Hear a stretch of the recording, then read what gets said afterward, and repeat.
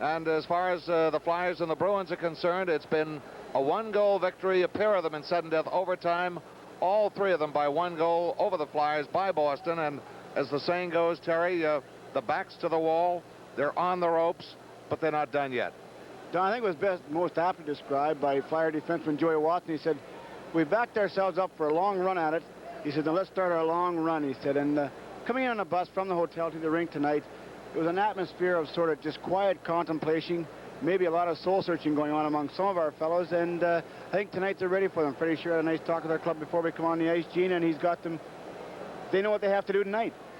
A couple of personnel changes. Gary Dornhofer's knee injured in the last game at home against New York. Was re-injured today, and he's been struggling through the latter portions of the playoffs. He is out, and the Flyers could dress the acquisition from Detroit, Mike Corney. He'll be wearing number 29, or it could be number 34, Alan Hill. And to add to the Flyers' tough go, the first time they've ever been down 3 games to none in a series, with a 4th game on foreign ice, the Bruins will get back Rick Middleton, who got the key overtime goal in Game 1, bruised hip in Game 2, but he'll be back in the lineup tonight. And Coach Freddie Shiro, as I mentioned earlier, Don, in our pregame talk, mentioned he'd like to come out charging tonight, send 2 men in deep, back to the old Flyer style of getting on them early, getting a man in front of that net, causing a little bit of disturbance, going after the man, maybe not so much the puck. We are talking, when I say we, the members of the media, the writers that are following the Flyers around the hotel. And the word they feel, and we all express our own feelings, and I think to a man we feel that the Flyers not only have to, but will anyway come out blazing with both guns drawn, figuring that this is Game 4. They've got nothing to lose. They're going to have to go back to the slam-bang, Broad Street bully style of hockey that got them here, which seems to have changed this year with a personnel change and a system change. And we were sitting around last night, Don, just quietly talking, a bunch of the fellas in the lobby. And the one thing you don't have to worry about now is any long-range plans. Right now you play it from shift to shift. All the fellas realize it. There's nobody looking past their next shift on the ice the way Freddie sure wants it done. We just work from there. I remember Coach Al Arbor of the Islanders for 1 year there. That was his strategy. He said, hey, down 3, play it shift by shift, and it was successful for them until they got to us. You know, a continuation in that vein, Terry, to prelude or preface a comment by Peter McNabb, only twice before in NHL history has a team come back from an 0-3 deficit in the playoffs. The first, the 43 Leafs, to do it against Detroit and win the Stanley Cup. And, of course, the now famous 75 New York Islanders, who went 0-3 to Pittsburgh before going on to sweep the last 4 against a goaltender named Gary Ennis. So the comment by Peter McNabb, and I think it was tremendously honest respect for the Flyers, he said Monday, there are only 2 clubs in this league that could win 4 games in a row from us. And he said the Canadians and the Flyers. And coming from a hockey player of Peter McNabb's stature, that's quite a compliment to our club. And we mentioned numerous times that the toughest one to win, Don, is that last one. You've got to get it before you go anywhere. The Bruins knew they got a stranglehold on us right now. They're going to do their best tonight to come out early, but hopefully tonight we can get by Cheevers, who has been a big stumbling block in this series for us. The way he has challenged us, he's constantly come out, he's kept his Bruin team alive. If you've noticed a lot of the infighting, Cheevers has been involved in most of it. Well, we mentioned at the top of Game 1 that during regular season play, Jerry Cheevers was head and shoulders above all other goaltenders in the NHL in penalty minutes with 46, I believe, and I don't think another goaltender was close. He's that type of a goaltender. He'll mix, he'll challenge, not only mentally but physically as well, and he's a great one with that machete when someone skates a bit too close to his crease. But he's no question a healthy Jerry Cheevers versus an injured Jerry Cheevers a year ago against the Flyers makes a world of difference, and Mike Milbury has improved 1,000% defensively for the Bruins, and according to general manager or assistant general manager Tom Johnson, he has got to be the big difference in the Bruins this year versus a year ago. And surprisingly, Don, the 4 Bruin defensemen that they're going with have held up very well to all the ice time that they've had. And one thing tonight I would like to say is that hopefully we'll get that first goal. The one thing our fellows are concerned about has been the difference in the penalty minutes given throughout this series. You don't cry poor mouth, you don't look for excuse, but we would like maybe to see them a little more even up. I think we had maybe 2-minute advantage in the last 6 periods of hockey, and that doesn't give you a whole lot. So what we have to do is stay away from their power play and hope that maybe tonight with Mr. Bruce Hood refereeing that we get a few more breaks on our side of the ledger. You know, I'd like to carry on with the defenseman after Game 1. We talked with Don Cherry on our pregame show, and we challenged him about using 4 defensemen, and wouldn't that tell in a long series. He said he got away with it in the first game, but he knew he would have to go to a 5th defenseman, Doug Hallward, if he hoped to survive. He has not, and the foursome of Smith, Park, Milbury, and Doak have held up better physically, it appears, than the major 5 that the Flyers have gone along with, including Rick Lapointe. And, Gene, I think it all stems back to that one word, momentum. He has his 4 defensemen that are going well right now. They have everything going for them. They're playing well. Plus, you have to remember that their forwards are also coming back, both ends of the rink, playing good, strong hockey game for them. That helps. And we mentioned, I believe in our last telecast here, that if you'll notice their defensemen, Don, they don't hang on to that puck so you can get a piece of them. And you're coming into them, they're getting rid of it. Up to the wingers, ice it, whatever they have to do. But it's tough to make them tired and lean on them and keep hitting them when they're getting rid of that puck in a hurry. Well, maybe the name of the game is to play their game and hope to reverse the trend. You mentioned a couple of times during the Toronto series, and I think maybe even against Boston in Game 1, momentum. Fred Shero doesn't like the word. He doesn't think it exists. And we'll be set for first period action, Game 4 from the Boston Garden right after this timeout.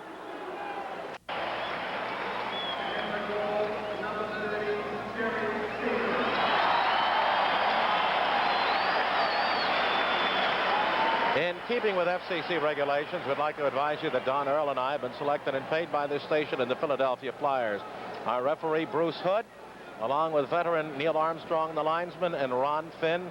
Cheevers will be in the nets for the Bruins. He is 7-1 record, 3.04 goals against, no shutouts. Stevenson to the right is 4-2 with a 2.67 goals against and 1 shutout. We have the U.S. Marine Corps color guard of the Massachusetts District here. Staff Sergeant from left to right, Mike Hippert, Gunnery Sergeant Phil Barnes, Staff Sergeant Ken Leonard, and Staff Sergeant John Schofield. They will position themselves with the Marine Corps colors and the United States flag to the right of Wayne Stevenson in the Flyers zone right, and the national anthem will be sung by the lovely Maria Roncourt at center ice by the Bruins bench. Oh, say can you see by the dawn's early light what so proudly we hailed, and the twilight's last gleaming, whose broad stripes and bright stars through the perilous fight o'er the ramparts we watched were so gallantly streaming, and the rockets in the bombs bursting in air gave proof through the night that our flag was still there. Oh, say does that star-spangled banner yet wave o'er the land of the free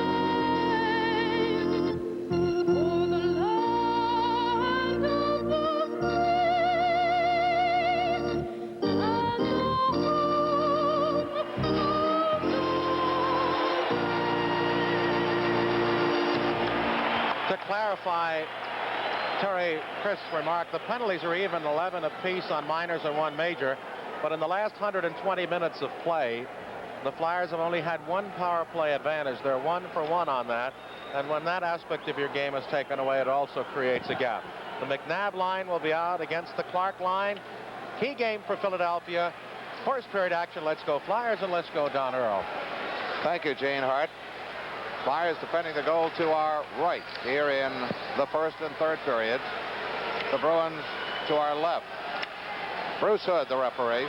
Neil Armstrong and Ron Finn are tonight's linesmen. Clark between Kelly and Leach with Jim Watson and Bob Daly.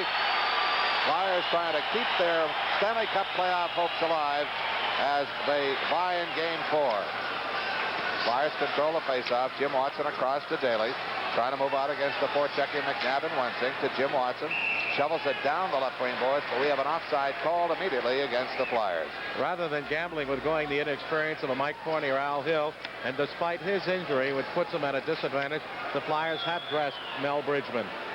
Terry, I look for the Bruins to really coming out flying to see if they can't get on the board early a couple of times and really stick it to Philadelphia. On the faceoff, Clark gets a stick on it, fires at long range, stopped by Cheevers, lays it for Mike Milbury. Milbury off his right wing, boys. Terry Riley deflects it ahead. He's offside. It's now been shot by Clark. Clark's going to get a penalty for hooking. Well, I think Bobby was left with no alternative, as the Bruins would have had a 2-on-1 without Clark's efforts. So the Bruins on the playoffs were 6 for 29 in the power play, just 1 for 5, and 1 for 6 against Philadelphia. Come up with a Clark hook at 25 seconds in the power play coming up. Bobby Clark was talking to linesman Neil Armstrong, and I'm sure that Bobby thinks that was a two-line pass, which was awful close to being it also. I think Peter McNabb was 2 lines over, and as you mentioned, Clarkie was chasing him. He broke in, but I'm almost positive that puck come from behind in their blue line over 2 lines, and McNabb picked that puck up offside. Well, I called the offside as the play was going on, Terry, so that's what surprised me. Okay, on the face-off, Flyers short-handed. Kindrachuk lifts it out of the Flyers zone the length of the ice. And the dialogue was continuing as play started up between Bobby Clark and linesman Ron Finn. Okay, it's Shepard going to his left wing, picked up by Cashman. Goes right wing to Bobby Smuts. Lifts it to the Flyers backboard. Bob Daly on it. Taps it away from Rattel up to Kindrachuk near side. Kept in by Shepard. Shepard to the Flyers backboard. Picked up by Jim Watson. Gets it up on the left wing to Selesky. He can't clear it out. Cashman back to Park. Now picked up by Jim Watson. He can't lift it out. Selesky checking Rattel. Cashman battles Jim Watson in to help out his Kindrachuk. Now the puck is at center ice on the Flyers left wing. Selesky battles right in front of the Flyers bench with Rattel. Now Cashman in there. Cashman stopped at the line. Loose puck picked up by Selesky. Finally clears it to the right wing corner of the Boston end as we're down to less than a minute left on the Clark hook. Now it's McLeish and Lounsbury, the penalty killers, with Joe Watson and Tom Bladen defensively, as Brad Park takes a feed from Shepard up to center ice for Rattel. Gets it across the Flyers line on the left wing for Cashman. Goes back to Rattel, but it inadvertently is deflected in on Stevenson. He ties it up for a face-off in the circle of his right. Don Cherry said he advised Brad Park no end-to-end rushes, but he's done more of it, particularly beginning with the game on Sunday, or last Thursday. Captain Bobby Clark looking on, still has 38 seconds remaining in his tripping penalty to McNabb, and Boston still has a power play for that length of time. Rattel against McLeish, comes back to Shepard, top of the far circle to Park at the line. Deflects it in front, but it's tied up in someone's equipment. Finally drops out of Joe Watson's as he had Bobby Smuts tied up in the slot to the right of Wayne Stevenson. Steph's played superbly since coming in for Bernie Parent after the first 2 games at Toronto. And again, the Bruins doing what they do so well, jamming front. That puck got sandwiched between Joey Watson and Bobby Schmutz, as you mentioned, Don, and very wisely by Joey took the face-off. DuPont intercepts that face-off bid on Stevenson, and it's cleared to center ice along the left wing by Ross Lounsbury.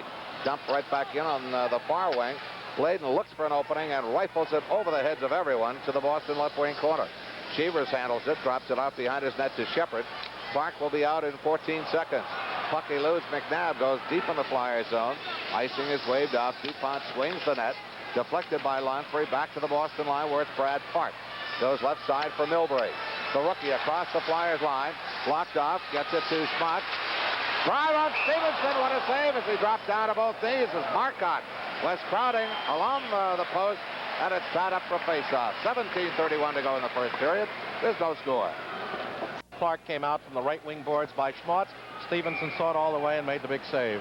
Rick Middleton seeing his first action since missing game 3. Scored the game winner in sudden death overtime in game 1. Joe Watson can't move it out the right wing board. Wrapped right back to the back board where it's Bob Daly. Flyers going with Kindrachuk, Barber, and Holmgren. Here's Daly. Tries from outside, deflected wide by the skate of Gary Doak. Cheevers takes the carom and gives it off to Milbury, who starts out. Lead pass for Middleton across the Flyers line on the right wing. Swept to the corner by Jim Watson. He sidesteps a Watson check. Jonathan overskates. Middleton taken down. And back to the Flyers comes Mel Bridgman. Moves it ahead too far for Barber to reach, and it's picked up in the Boston end by Milbury. Milbury goes far side. The Flyers right wing. Bridgman broken up as he's double teamed. Jonathan wraps it around the Flyers boards. As Stevenson intercepts, and now we've got something going across the way. LaPointe and Jonathan, and Rick got in the first good one, and Jonathan's following up left and right, and has LaPointe off balance. Now LaPointe with another right. They both wear helmets. An uppercut by LaPointe as they're in a bear hug. Another one. Now he's got Jonathan's helmet off, and he's got the advantage. Jonathan trying to pull LaPointe down, and does, by getting the right leg up in the air in a wrestler's grip, and they fall down, and the fans roar here as that's the tantamount to victory in one of these battles. I'll tell you one thing, Gene. I was talking with one of the Bruins officials before this game, and he was talking about young Stan Jonathan. He says from the waist up, he is as big as any Bruin they have on their club. And right now we have Mel Bridgman and Rick Smith also hanging on. And DuPont in the front of the Flyer net with Gary Doak are doing the arm wrestling.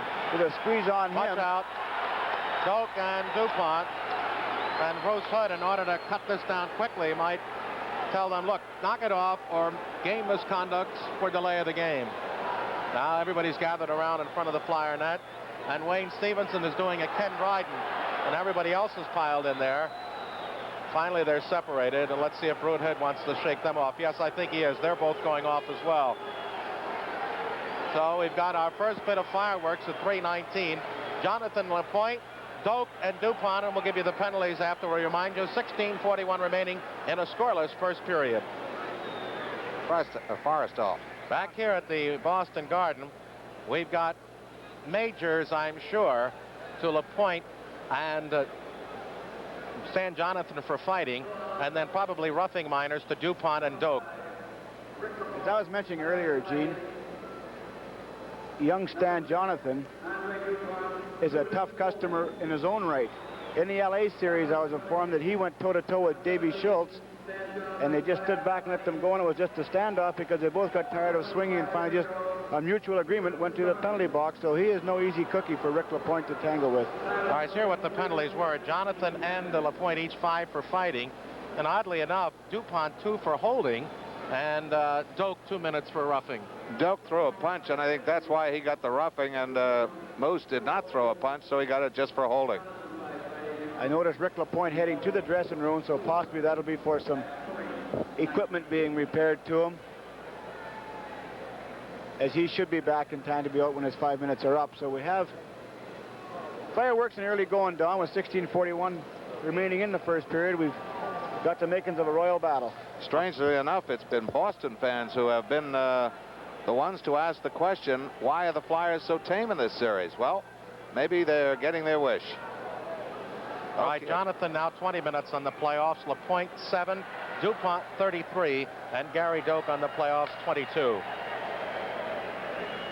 Now we got the ever-present balloon, which normally doesn't crop up until between the periods, that made its way on the ice at the Boston end to our left. And it's Ron Finn who retrieves it. Face off top of the near circle to our right, controlled by Bob Daly. He's behind his own net. To Jim Watson, near side, goes far side for Lonsbury, back to Daly, through center ice, sends McLeish across. Daly gets his stick on it, goes to the left wing corner of the Boston zone, tries to come back to McLeish. Lonsbury, a good check along the near side on O'Reilly, but it's O'Reilly who controls. Goes behind the Boston net, starts out on the left wing. He's tied up by McLeish, and it's dumped to center ice by Milbury, but on the stick of Daly, up to McLeish. McLeish to Lonsbury, across the line, draws glove save as Cheevers couldn't grab it, but it was deflected off the glove to the Boston left wing board. Shepard control for a moment, now picked up by Terry O'Reilly. He comes up high with a stiff arm in Bob Daly's face, and I think Mr. Daly took note of that number. Now it's Milbury trying to dump it behind the net. He and Milbury go in after it. Jim Watson has O'Reilly tied up, but it's Milbury with the puck. He's taken to the backboards by Daly as Lonsbury takes the loose puck at the post from Wayne Stevenson. Now it's Lonsbury trying to move out. He's broken up by Shepard. Here comes O'Reilly. For O'Reilly, dumped hard by a forearm thrown by Bob Daly. O'Reilly down in the right wing corner of the Flyer zone. Puck kick loose. Shepard has it. Gets it back to Park at the right point. Can't keep it in the zone. Goes far side at the left point to Mike Milbury. Milbury taken to the far boards, and he's got a hammerlock on Jim Watson. As they battle for the puck, it's Leach back passing to Daly. Daly challenged by Rattel, feeds across near side to McLeish, sends Leach away. Leach the big bomb, but it's blocked by Mike Milbury. And sliding out to glove it is Jerry Cheevers. Moves it ahead to Rattel. And now to Bobby Schmatz across the Flyers line to drive into the midsection of Wayne Stevenson. Schmatz overskated a loose puck. Clark challenged by Rattel. To Schmatz in the left wing corner. Back to Milbury. To the right point to Park. His drive wide short side as Stevenson got a piece of it. Rattel goes back to Park again. Rolls it in front. Loose puck. Goes through the goal mouth as Joe Watson battles for position with Schmatz. Now it's Marcotte to Schmatz. Deflected over the net. Marcotte in the right wing corner. Gets it back to Park. Park shot off the mark, and it's Bladen getting it ahead to DuPont as both teams are back at full strength. Intercepted by Rattel to Schmatz. Glove save on the short side. This time Stevenson holds on to force the faceoff. 10th anniversary edition of the yearbook available at the Spectrum for $2 or through the mail for $2.50 to Champion Publications, Box 2429, Philadelphia. The zip 19147. Through the mail, it's $2.50. And Terry, that whole series began when Clark had clear possession in front of the net and delayed his action coming out. Clark was looking for somebody breaking out to give it to, and Bobby Schmatz doing a good forechecking job. He may be one of the more diminutive Boston Bruins, but he is one of the most dangerous you have out there, Don. You've seen him play for a few years, and if we had to take a player, say maybe compare him to Reggie Leach for as far as shooting goes for the Boston Bruins, your number one pick for the Bruins would have to be Bobby Schmatz, because he can really wind that puck off that right wing in the top of the circle. He leads all goal scorers in this playoff year with 9. Off the face-off to the left of Stevenson. Kindrachuk moves it ahead to Bladen at center. To the right side, Selesky mishandles up, but gets the puck around the Boston boards as he and Darrell Edestrand, who's dressed tonight. Edestrand on defense right now with Doak for Boston as out comes Wayne Cashman. Cashman on the left wing. Gets it into the Flyers left wing corner. Goes in after it. Goes behind the net. Tries to one-hand it out front, but Bladen had him wrapped up. McNabb breaks up Kindrachuk. Lifts it behind the net to the left wing boards. Wensink to the left wing corner for Cashman. Centering pass deflected to the boards by the skate of Bill Barber, and he moves it out. Ahead for Selesky. Selesky broken up by Edestrand. DuPont lifts it over the head of everyone to the Boston backboard. Now it's Doak quickly out of the Boston end, up the left wing boards to center ice for McNabb. McNabb shovels the backhander inside the Flyer zone. DuPont goes to the far wing for Selesky. Can't move it out. Here's McNabb in close. Oh, what a save by Stevenson from 10 feet away. McNabb all alone. We've got 13-10 left here in the first period. There's still no score. We're still going to stay here as there is action in front of the net, and Doak already had a little to go earlier with DuPont. Now is looking at Ross Lonsbury, and Doak has developed the Terry Harper kind of style. Not intimidation, but aggravation. I compared him last game to, I think, to Jerry Hart. So with 13-10 remaining in the first period for the scoreless tie. We join action at the Garden with no score early in the first period. 7 minutes into the period. As out of the zone comes Gary Doak. Goes to the left wing for Wayne Cashman at center. He's inside the Flyers zone. Taken to the boards hard by Daly. Cashman wants to go back at him as he makes a menacing motion with his stick. Puck is lifted the length of the ice. This will be icing against the Flyers. Well, through the first 7 minutes of the game, the Flyers have had trouble coming out of their own end, which set up Boston scoring plays, and the Bruins have had absolutely no trouble coming out of theirs. Bruins taking the play to us very well in the first part of this game right now, Gene. They're forechecking well, sending 2 men in. As you mentioned, they've had some breaks with the puck bouncing loose in our end for them. Not on exactly giveaways, but maybe some loose plays where we didn't just make too sure. But that time McNabb was caught deep in our end and was coming back out, and all of a sudden there was a puck directly on his stick, and he was all alone in front of the crease with Wayne Stevenson, but stepped up with a great big save to keep us in this game. Schmatzbach had 28 goals this season and a career high of 38 at Vancouver. Face off to the left of Stevenson. Clark on the draw with Rattel. No one has really established possession. Kelly lifts it out, but it's intercepted by Marcotte at center. He gives it away to Leach on the far wing. Leach loops back inside of his own zone, goes left side for Joe Watson. He lifts it ahead for Kelly. Goes off the Boston backboard. Cheevers deflects it there for Mike Milbury. Puck gets by Watson. Back to center ice. Tom Bladen covers up. Gives it to Watson. He's taken down. Kelly on the loose puck at the Flyers line. Challenged by Rattel. Loose puck intercepted by Boston. Brad Park has it. Sends it across, but Rattel already in the zone forces the offside whistle. John Rattel, who played his hockey with Rod Gilbert in the minors, came up to New York in the early 60s and appeared to be at the end of his career, and was really the giveaway supposedly here to Boston, with the Rangers stealing Esposito. And he came on to play brilliantly last year and wound up this season with 94 points to lead the Bruins in scoring, 61 assists, and he's just 2 points away from tying his playoff career high of 16 points set last year with the Bruins. Okay, Bridgman centering Barber and Harvey Bennett right at the red line. Flyers control. Intercepted off of Jimmy Watson by McNabb. Listen to the Flyers backboard. DuPont quickly up to Bennett on the left wing, trying to send Bridgman away. Intercepted by O'Reilly. Rolls the backhander in. Wensink takes the rebound. He loses his stick as DuPont tries to move it out. He's bumped hard by O'Reilly. Wensink in there has DuPont sandwiched against the boards across the way, and we've got a face-off coming up to the right of Wayne Stevenson. Flyers are going to have to dig just a little deeper and with more intensity coming out of their own end. I think possibly the Boston Bruins might listen to Freddie Sherrill's pre-game talk, as he said that he wanted to send 2 men in deep and have the third man in the slot.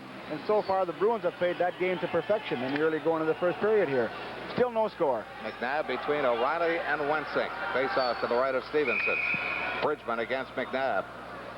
And referee Ron Finn signals Neil Armstrong that DuPont and Wensink are riding in a bit too close on that outer edge. We get another quick whistle as we have another face-off circle violation. As soon as you have that, the referee who plays on the opposite side of the rink will go back in the corner where the face-off is held to get a better look. Bridgman against McNabb. Puck control by Milbury. Goes deep in the corner. Back passes, but it's picked up by Bridgman. Shovels it ahead for Jim Watson. He's broken up, but Bridgman, the trailer, carries it in. Cuts to the left wing. Rolls one in on Cheevers. Routine save on the rebound, handled by Pete McNabb. Lifted over the head of everyone. Back to the Flyers line as McNabb was taken heavily into the boards of the Boston end by Harvey Bennett. Barber starts out. He's checked closely by O'Reilly. Almost left the puck right in the slot for O'Reilly. Lead pass for Bridgman. He's tied up by Park, and Milbury tracks it down in his own end. Off his own left wing board, Barber got a piece of it but couldn't handle it. Now it's Park out of his own end. Through center on the left wing. Cuts across the line, drops it off for Wensink. Wensink throws it across in front. Picked up by O'Reilly on the right wing board. O'Reilly closing. Goes circles in the right wing corner. Intercepted by Bridgman for Barber. And Barber will move it out. Can't do it. Wensink gets a drive on Stevenson. He makes the save, and Jim Watson quickly ahead, gets by everyone. This will be icing against the Flyers. Flyers have got to get something going at the other end, because you just can't play no-shoot hockey and intend to win a fourth game. Boston very hungry in our end zone, Gene. I've mentioned numerous times in our telecast and on the radio that 2 deep front where you don't want to get caught short is 5 feet inside your blue line or 5 feet outside the other team's blue line. That puck has got to get out, and right now that's where Boston's doing the most damage. They're keeping that puck in when we think we've got it out of our own end zone. They come up with it and keep it in deep. Okay, it's Shepard, Cashman, and Middleton for Boston. McLeish, Lonsbury, and Holmgren up front for the Flyers. Lonsbury deep along the near side. Lifts it ahead for McLeish. Joe keeps it in. McLeish reaches back for it. Tries to go back to Joe Watson, but Shepard jams it to the corner.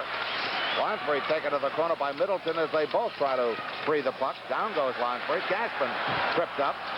He's broken up, but it's Middleton with the puck. Tries to throw it out front. Blocked off at the post by Stevenson. Middleton still trying to move it out. He's taken to the far corner by Clayton. And we've got a delayed penalty coming up, and I believe it's going to be against the Flyers. And I believe it's going to be Bladen for holding, and we've got 10:04 left in the first period. A Boston power play as we pause for this. Forechecking strength by Middleton forced Tommy Bladen into the Flyers' fourth penalty of the game for holding. Boston's second power play coming up at 9:56. Bladen 4 minutes on the playoff year. You summed it up in a nutshell, G, when you said good forechecking by Rick Middleton. Tommy just couldn't get a hold of him enough to pin him, and Middleton just kept that puck in play enough that Tommy had to take a penalty, hold him, so he couldn't break loose and walk in on Stevenson all alone. Face-off at center ice. Clark against Rattel. Barber gets a piece of it back to Jim Watson. He lifts it down the left wing boards the length of the ice. Cheevers will set it up for Brad Parks. Both power play opportunities have been Boston power play opportunities. The Flyers haven't had a shot at it yet.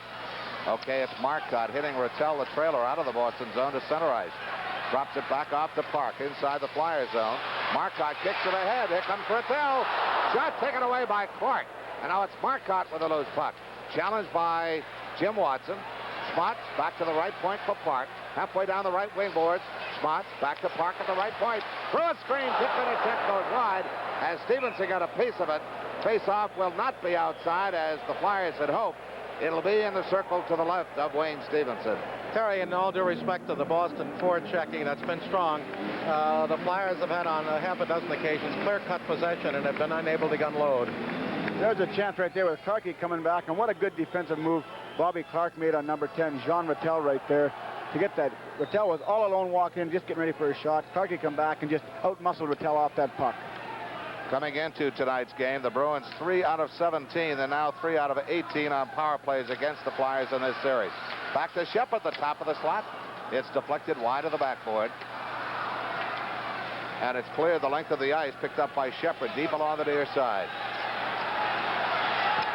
Shepard moves it ahead to Marcotte on the left wing. Ahead to Rattel. Good head-manning play as Rattel closes. His shot deflected to the backboard.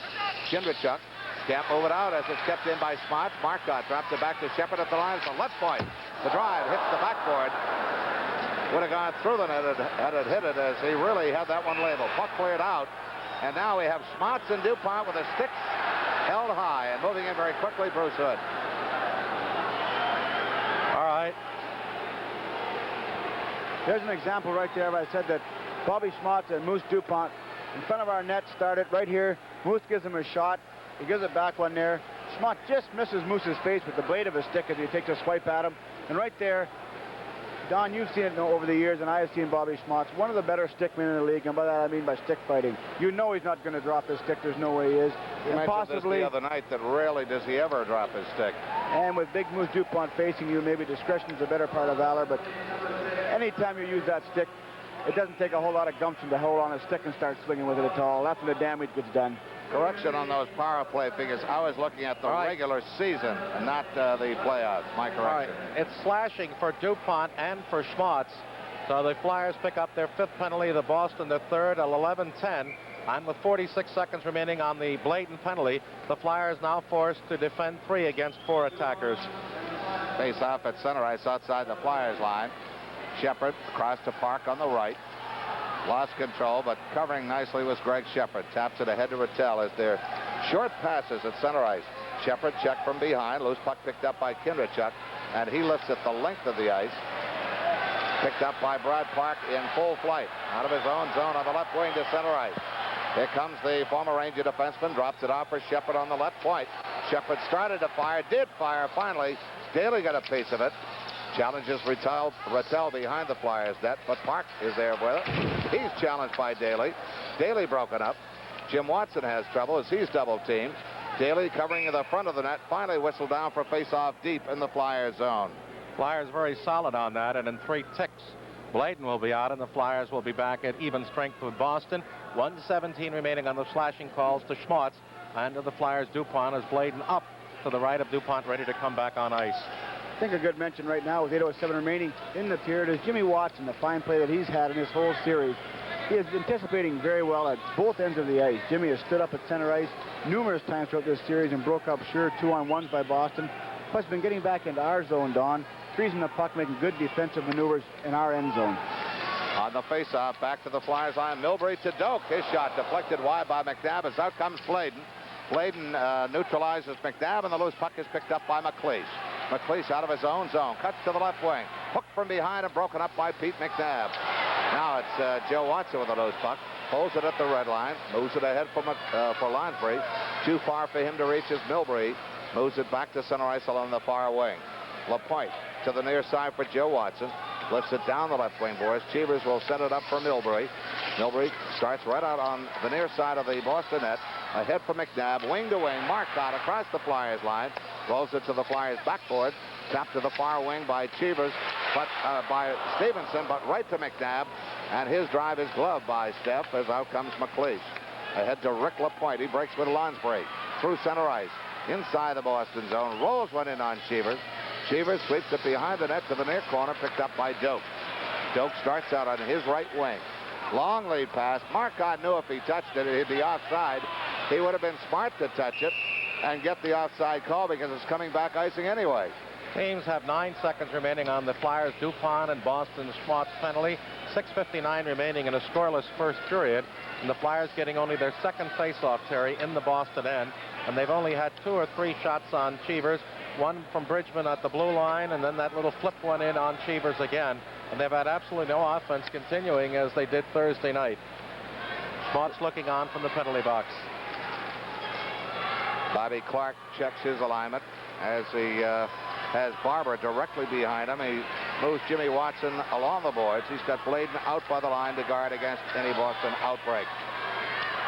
9 seconds left on the minors to Schmaltz and DuPont. Face off to the right of Cheevers. Shepard against Clark. To Barber, his drive. Getting a piece of it, the left hand of Cheevers. Edistran can't move out. Here's Barber again. A backhander. Good skate save, Cheevers.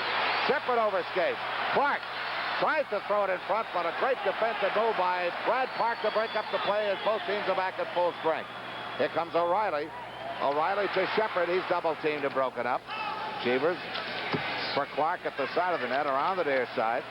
O'Reilly battles Jim Watson for it. Now picked up by Jonathan. He's upended by Clark. Clark quickly moves it ahead for Leach. Leach wing to wing along the near side. Jim Watson broken up by O'Reilly. Now picked up by Barber. Barber trying to go outside of Clark. Throws it in. Cheevers kicks it out. Leaps a backhander. He's bumped by Edistran. And it's tied up to the Boston backboard behind Cheevers to the near side for faceoff. 6:12 left in the first period. Still no score. Back on there, Jerry Cheevers, a good save on Billy Barber. Billy had to go to his backhand. Got good wood on it. Cheevers just stuck his right skate out and got a piece, but to kick it away on Billy Barber. Okay, Holmgren against Shepard to the right of Cheevers. Controlled by Holmgren himself. Goes to the right wing boards. Gets by Wensink. Milbury battles. Brisbane against the backboard. In to help out is McNabb, and he's up with a loose puck. Starts out on the right wing. Cuts to the middle as he hits center ice. McNabb, with those long strides, just flips it to the Flyers right wing corner. O'Reilly takes Bennett down. Play continues in the Flyers zone. McNabb trying to dig it loose. He's crunched by Holmgren. Wensink takes a check from Daly. Joe Watson digs it out from behind the net. Ahead for Bennett on the left wing. To Brisbane. He's at center ice. Broken up by Rick Smith, who lifts the back into the Flyers zone. Now it's Joe Watson. Watson goes right side for Daly. Intercepted by Wensink. Wensink closes his drive wide. Carms to the near side. Kept in by Rick Smith. O'Reilly bumped by Bridgman. Puck back behind the Flyers net. Daly lifts it over the head of Bruce Hood. Flipped back into that far corner by Milbury. Centering pass from McNabb. Backhander stopped by Stevenson as barreling in is John Wensink, and we got a pile up around the Flyers crease. Another chance by the Bruins, thwarted by Wayne Stevenson. As we mentioned numerous times, Boston is buzzing in there. They got 3 men in deep on that play right there, and we just couldn't get our stick on the puck to move it out of there. And right now you must have some kind of a record for number of players in a goal crease, including Wayne Stevenson, the goaltender.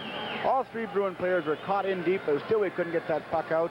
And they just keep knocking on Wayne Stevenson's door, and he just keeps standing there, knocking them aside. So hopefully Steph will stay in there with 5:08 remaining in the first period. Still no score in the game. Flyers have now gone 166 minutes and 18 seconds with 1 power play. That's almost equivalency of 3 games. 166-18 with 1 power play. The face-off to the right of Stevenson. Bladen trying to move it out, can't do it. Middleton checked from behind, and now the puck comes to center ice. Comes loose to the left wing boards where Kindrachuk trying to roll it by Middleton. One hands it inside the Boston line. Doak checked into the boards by DuPont, and DuPont lifts it around the Boston boards. Cheevers puts it to the far wing for Cashman. Bladen gets inside Cashman. Edistran lets the puck come loose, picked up by Doak. Goes behind his net. Up on the right wing for Middleton. Lifts it ahead for Shepard. He's offside. They allow it. They allow it. That's the second time in this period that there's been a 2-line pass, and Boston got away with both of them. Stevenson finally tying it up in another crease scramble at the Flyers' end. On that break, I was pointing to Terry that Cashman was alone on the left wing. Number 19 for them, Grape Sheckard, went to pass that puck across to Steph. Kindrachuk got just a piece on it, but Wayne Stevenson did not take his eye off it, even though everybody else thought the play was dead. Cashman breaks in on him, flips it up high. Steph gets it. The rebound comes and missed it right there. Cashman got a second chance to try and flip it over Steph. Couldn't get good wood on it. Steph smothered on that one. So a 2-on-1 between Cashman and Shepard on Kindrachuk.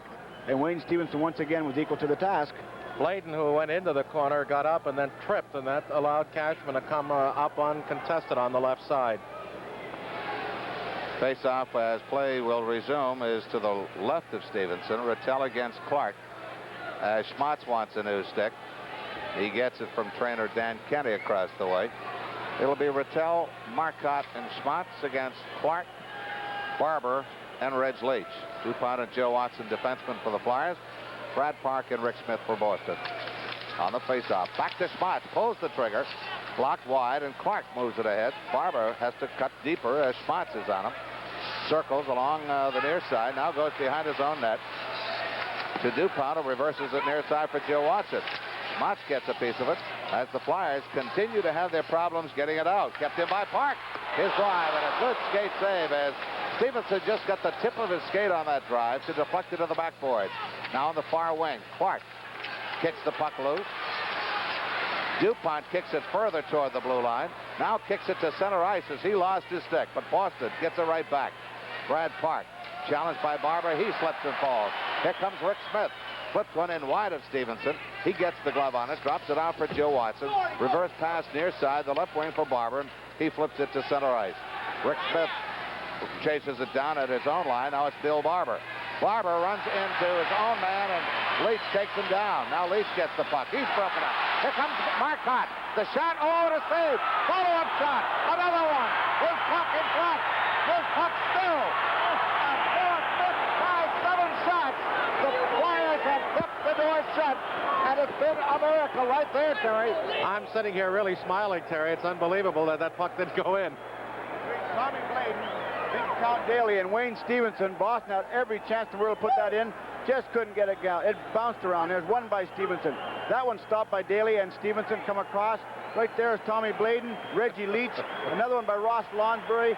Right there was a third one by Tommy Bladen when John Rattel had the whole net to throw it in on a backhand, and Tommy Bladen got a stick. It starts right here with Wayne Stevenson kicking it out to Rattel. Count Daly comes across and kicks that away. Right there where Tommy Bladen and Clarkie are fighting for it in there. Billy Barber coming through. The count. And I don't know how many times you counted, Don, if they had a chance to put it in the open net, and a stick got in the way to stop it. At least five. At least five. One of two things. Either that's prophetic or it might be a good luck omen. Okay, face off to the left of Stevenson as he's had all the work in this period. We got a stoppage, apparently an equipment problem with Wayne Stevenson. Tomorrow morning when you get up, turn to WCAU Radio News 1210. 1210 will get you up and keep you up in everything. News, sports, weather, traffic, business. It's what you need to know when you need to know it. WCAU Radio News 1210, your total news and information station. Okay, puck is dropped into the corner. Jim Watson, challenged by Terry O'Reilly, now drops it off for Bob Daly. Kept in by Doak as they battle for it right down below us. McLeish gets a stick on it. Terry O'Reilly drives off the mark, but Stevenson gloves it. Drops it off for Jim Watson. Winds around to Holmgren. He can't move it out. Blocked off by Milbury. Now it's McLeish with the puck. Goes behind his own net. Most of the action in this period has been in the Flyers zone. Delp goes down as he runs into Lonsbury. Here comes Holmgren. Holmgren going against Milbury. Trying to go around him. Goes to the left wing corner. Back to Jim Watson. Watson looks. Throw a screen wide on the short side. Daly's going to get a drive. In front, McLeish. Backhander right into the midsection of Chambers. A blind shot, and he had the whole net to shoot at. How about that? 2:40 left in the period, no score. We call good for the Gooses, good for the gander on that play, Gene. Ricky McLeish had the whole open net. Couldn't get it on his forehand. Cheevers is down and out of the net to the left-hand side of the net. Ricky got it on the backhand, whirled around blindly, had the whole net to put it into, and shot it right into the midsection of Cheevers, laying right flat on the ice. Face-off comes back to Joe Watson, gets a stick on it, but couldn't shoot it. Now it's McNabb ahead to Cashman, right wing, sending Middleton across. Kick save off the right pad of Stevenson. To the right wing board, Selesky trying to move it out. Kept in by Rick Smith. Intercepted by Joe Watson. Off his left wing boards. Gets by Bridgman to center ice. Park dumps it back in again. Intercepted by Blade. He can't go anywhere. Trying to get a stick on the puck. He inadvertently clonked Park with it. And Park clonks him right back. Now it's Selesky setting up behind his own net. To the left side for Joe Watson. Ahead for Bridgman as he had Park tied up. Puck rolls back into the Boston zone. Just about 2 minutes left in the period as we have an offside Flyers. Puck in, out, and back in again with Kindrachuk still in the zone. Reminds me of the old days here, Terry. Here we go again, Gene. Back when we used to have a royal battle every time into this building. This one almost reminds you of the Alamo. Both clubs, no quarter asked, none given whatsoever. And both teams taking their shot, giving their shot, and playing both ends of the ice. And both goaltenders coming up big on some key saves. Still no score in this game with 2 minutes remaining in the first period. Clark against Rattel outside the Boston line on the Flyers' right wing. Kelly battles, but Schmatz had him tied up. Puck flipped into the Flyers zone along the Boston right wing. DuPont can't move it out. Clark does, but puts it right on the stick of Milbury. To Marcotte off the far wing. Now Kelly gets a stick on it inside the Boston zone. Clears it, but not out. Kept in by DuPont. Kelly has to pick up his stick. Takes a bump from Milbury. Milbury loses a glove. Leach trying to dig it loose.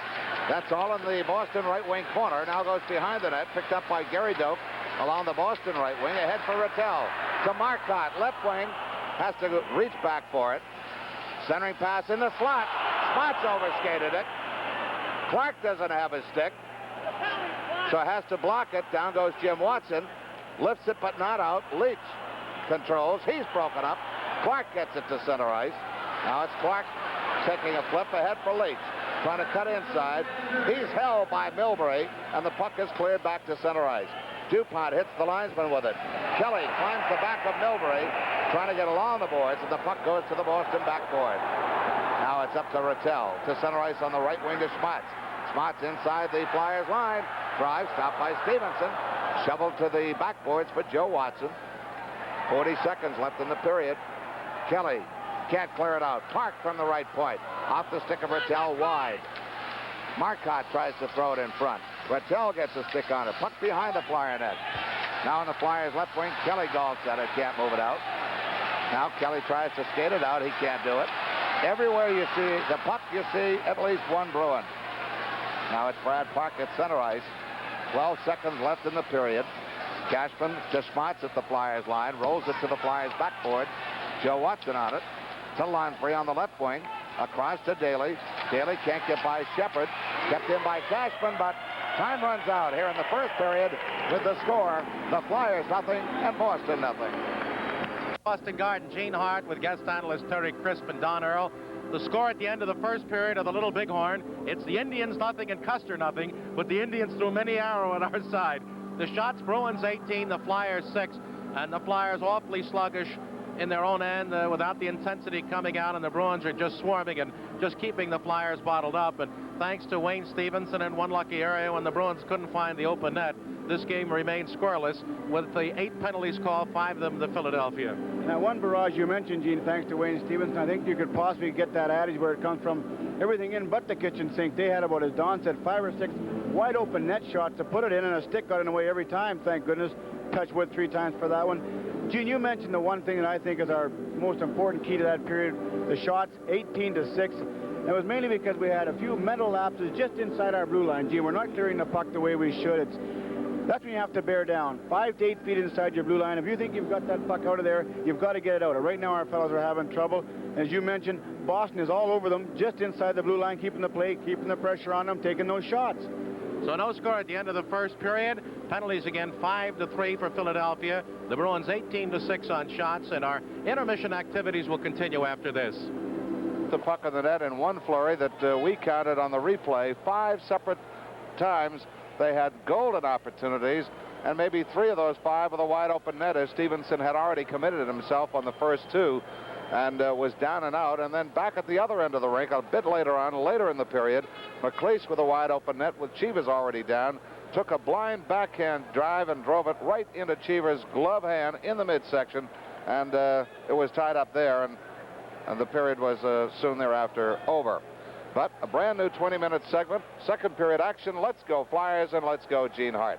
Thank you, Dono. Rattel, Schmatz, and Marcotte out with Doak and Milbury. Flyers go Leach and Kelly surrounding Clark, along with Daly and Jimmy Watson. Cheevers right and Stevenson left. And pointed out, Terry, that the Flyers have gone 134 minutes, 44 seconds without an even strength goal. And in that span, they've just scored once, the power play goal here on Thursday. On the draw, the Flyers ice it, touched up by Doak. Face off deep in the zone left alongside Wayne Stevenson. We're thumbing through the Bruins fact book, and we will come up with it eventually here. As far as home and away, Boston has always been a fairly strong home team, but in some years, like 68, 69, they only lost 3 games the whole season at home. And it's that type of play that makes this team so tough in this rink. Clark against Rattel to Stevenson's right. Rattel loses the draw to Daly alongside Stevenson, winds it up in the left wing to Kelly. He and Doak collide. They slash at one another as the puck rolls free to Milbury in the Boston zone. Cuts to the near wing, flips up ice to Rattel, and lets it go the rest of the way into the Flyers zone. Right corner behind Stevenson. Jimmy Watson around to Kelly, loses it to the point. Doak back around the right wing boards, curls behind Stevenson. Played by Daly, deflected by Schmaltz up to Leach. And Leach lets it go the rest of the length of the way. And if Doak gets there first, then he does. We have another icing whistle by Neil Armstrong. And as recently, Terry, as 1973-74, Boston lost only 4 games on this ice during regular season play. That's tough. Remember a lot of years, Don, coming into this building and just hoping and wishing that maybe they could get in here, steal a point, and get out. As you mentioned, the fans have a lot to do with it in here. They've been steeped in hockey. Tradition-wise, they hate to lose in this building and let their own players know that also. So as you mentioned, over the years, the Bruins have been a tough, tough club in this building.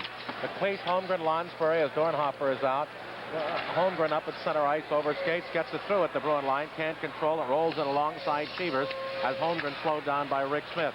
Forechecking, McLeish takes it away from Park, centering. Holmgren is bumped off the puck by Shepard up to Cashman. Lost to Holmgren alongside the goal to McLeish. To Holmgren, his shot blocked by Shepard. Centering pass to Lonsbury, a short side save by Cheevers. It's lifted in front, cleared away by Cheevers. McLeish wants to get it back to Blayton at the point, and it's Cashman who this time ices it.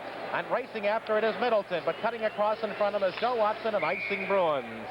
Cashman realizes that Flyers pressure was beginning to mount there.